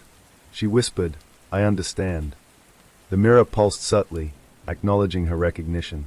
The lattice extended outward, threads of observation reaching into every corner of the house, every beam, every plank, every trace of a previous tenant. Clara realized she was not merely an observer now. She had become part of the network, integrated into the legacy of the Wren house. Hours passed as Clara studied the mirror. The lattice revealed secrets, how each tenant had contributed, how errors propagated, how alignment preserved survival. She traced the spirals and triangles across her notebook, following the recursive fractals of memory embedded in the house. Each echo of a tenant reinforced her understanding of the network, the house, and the infinite precision of its design. And yet, she knew she could not stay. The house demanded alignment, but it also demanded movement. The lattice was alive, expanding beyond the Wren house, reaching into Hollow Creek itself. The next node awaited, and she had to navigate it. Descending the attic stairs, Clara paused to consider the legacy of the tenants. They had survived only partially, leaving echoes in mirrors, journals, and residual patterns across the house. Each had contributed unknowingly to the lattice, building a network that now encompassed not only the Wren house but the creek, the forest, and the bridges. A recorder captured whispers, faint but distinct, as if each tenant's voice had been preserved in the lattice. Step true, align fully, observe, survive. Clara exhaled slowly. She had observed the tenant's legacy, traced the nodes, survived the tests, and integrated her presence into the network. Yet she understood that the lattice was infinite, patient, and merciless. Each node she survived brought her closer to mastery, but also closer to its ultimate tests. And somewhere beyond the house, Hollow Creek awaited. The morning mist hung low over Hollow Creek like a living veil. Clara Voss stood at the edge of the valley, the Wren house looming above, dark and silent, its windows like unblinking eyes. She had survived every trial the lattice had thrown at her: the vanished path, the silent crossing, the whispering trees, the river, the bridge, and the attic mirror. Each node had tested her perception, alignment, and will, but this final day demanded something more. Agency. She understood now, survival was not enough. The lattice demanded action, conscious manipulation, and mastery. Observation alone no longer sufficed. To break the pattern, to reclaim control, she had to act deliberately within the network. Clara approached the house with a newfound focus. The fog curled around her feet, thickening as she ascended the steps. Symbols carved into the door pulsed faintly, responding to her presence. Step true. Align fully. Observe. She traced the spirals, triangles, and intersecting lines with gloved fingers, memoizing subtle variations left by past tenants. These were instructions left in their survival attempts, encoded into the lattice. She paused at the threshold. Beyond lay the house's central node, the living architecture itself, infused with decades of human thought, intention, and folded consciousness. To act here meant risking complete folding. Misstep could erase her entirely. But hesitation now would allow the lattice to continue expanding unchecked. She entered. The interior was familiar but altered. Light from the morning sun filtered weakly through windows, forming shifting geometric patterns on the walls. Dust swirled in spirals, tracing the lattice's invisible lines. Clara walked carefully, every movement deliberate, every breath aligned with the pulse beneath her feet.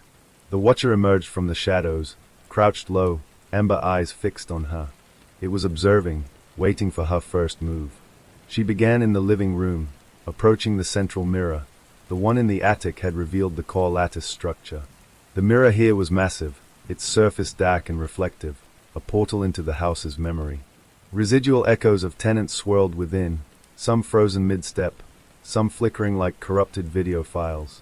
Clara understood. These echoes were the lattice's recorded history, the sum of every attempt, success, and failure. To exercise agency, she had to interact with it, not simply observe. Clara stepped closer, tracing the spirals and triangles etched faintly into the frame. She placed her palms on the glass. The lattice pulsed in response, resonating through her arms, up her spine, into her mind. Patterns of past alignment flashed before her eyes, nodes connecting windows, staircases, beams, even air currents. She traced them mentally, mapping sequences and intersections with increasing clarity. The watcher shifted slightly. The amber eyes narrowed. It recognized her intent. She was no longer merely surviving. She was engaging. Clara inhaled deeply, centering herself. Step true. Align fully. Observe. Act deliberately. With a sudden clarity, she projected her will into the lattice. She imagined the nodes rearranged, patterns reordered, echoes of failed tenants freed, residual folds reversed where possible. The mirror shimmered violently as the lattice responded, pulsing like a heartbeat with increasing intensity. The house resisted. Walls trembled subtly, floors groaned, and the air thickened with whispered instructions. Step true. Align fully. Observe. Fold. Misalignment. Fail. Clara ignored them, maintaining focus. She visualized the lattice as a network of threads, each node a point of observation and memory. She began to weave herself into it consciously, inserting intention as a stabilizing force. Echoes of past tenants responded, shifting in recognition. Some became coherent again, moving fluidly within the lattice instead of frozen fragments. The watcher rose, moving closer, but did not attack. It studied her, measuring the extent of her control. Clara realized she was no longer a passive participant. She had agency within the network. Suddenly, a pulse radiated outward from the mirror, traveling through walls, floors, beams, and windows. The lattice trembled as if acknowledging her command. Branches outside the house shivered, the river pulsed, the vanished path shimmered faintly in memory. The whispering trees seemed to bow subtly in alignment. Hollow Creek itself responded to her manipulation. Clara's heartbeat raced. Each adjustment had consequences. Each node she influenced affected distant points in the network. The watcher mirrored her movements perfectly now, not as an observer but as a counterbalance, a force ensuring her will did not destabilize the lattice entirely. Step by step, she traced threads across the house, reinforcing alignment, freeing echoes, and reclaiming control over nodes she had previously only survived. She realized the lattice had never been purely hostile. It was a structure, a system, demanding coherence. Misalignment folded observers, deliberate alignment granted agency. Hours passed. Mist from outside drifted in, forming spirals around furniture and corners, responding to her manipulations. Clara used every observation she had gathered, the vanished path, the silent crossing, the whispering trees, the river, and the bridge. Each node connected to the others through the lattice. By consciously integrating her awareness with the network, she could influence the entire system, not merely survive it.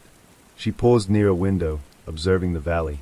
Residual echoes of tenants appeared among the fog, some partially folded, some still distorted. With intention, she realigned their presence, weaving them into coherent sequences within the lattice.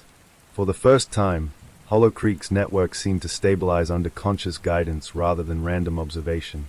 The Watcher remained nearby, its amber eyes reflecting faint approval. Clara ascended the staircase to the attic one final time. The central mirror waited, pulsing faintly. She approached it carefully, placing her hands on the frame. The lattice trembled, responding immediately to her proximity. She projected her focus inward, threading agency into the structure. Patterns of alignment shifted fluidly, echoes of tenants flowing freely, residual folds returning to coherence. The house vibrated subtly, then seemed to sigh, an acknowledgement of her control. The lattice, once a rigid observer, had become a system she could influence. She had survived every node, every test, every residual echo, but now she had imposed her will upon it. She had agency. A faint hum filled the attic, emanating from the mirror, spreading through walls, floors, beams, and air. The Watcher moved beside her, no longer a silent observer but a companion of sorts, confirming stability. Clara realized the lattice was no longer hostile. It was neutral, a framework of observation and memory that could be guided by those who understood its rules. The final step was subtle. She extended her awareness beyond the house, through the forest, the river, the vanished path, the silent crossing, and the whispering trees. Nodes pulsed in response, stabilizing under her influence. She had integrated every element of Hollow Creek's network, exercising conscious control over alignment, observation, and memory. At last, the house became silent. Mirrors reflected only the present, echoes of past tenants integrated into coherent sequences, nodes aligned perfectly. The lattice no longer threatened to fold observers. It now awaited deliberate interaction. Clara exhaled, exhausted but triumphant. She stepped outside. The morning mist had lifted slightly, sun piercing through the clouds, illuminating Hollow Creek in a pale gold. The valley seemed at peace, the river flowing gently, trees swaying naturally. The vanished path shimmered faintly, stabilizing for the first time. The silent crossing appeared intact, no longer a test of arbitrary folding. Clara understood the truth. Survival had been merely observation. Agency, the deliberate use of awareness, attention, and action, was mastery. The lattice had granted her not only life but understanding. As she descended the steps, the Watcher remained on the porch. Amber eyes fixed on her, but no hostility remained. It had verified her agency, confirmed her alignment, and acknowledged her mastery. Clara nodded slightly. She understood that Hollow Creek, the house, and the lattice were neither enemy nor friend. They were systems, waiting for those capable of comprehension. Clara looked toward the horizon. Hollow Creek remained infinite in its mystery, but she had reclaimed control over her passage through it. She had survived nodes, integrated patterns, stabilized echoes, and exercised agency. And now, the lattice awaited not just for observation, but for deliberate choice. Clara Voss stepped forward into the valley. The fog lifted entirely. The Wren house loomed behind her, silent but alive, its lattice expanded, stabilized, and under her guidance. Hollow Creek was no longer a trap to merely survive. It was a network to master. She walked into the light, ready to face whatever new nodes awaited, knowing that agency had shifted the balance. The house had tested her. She had learned. And now she could act.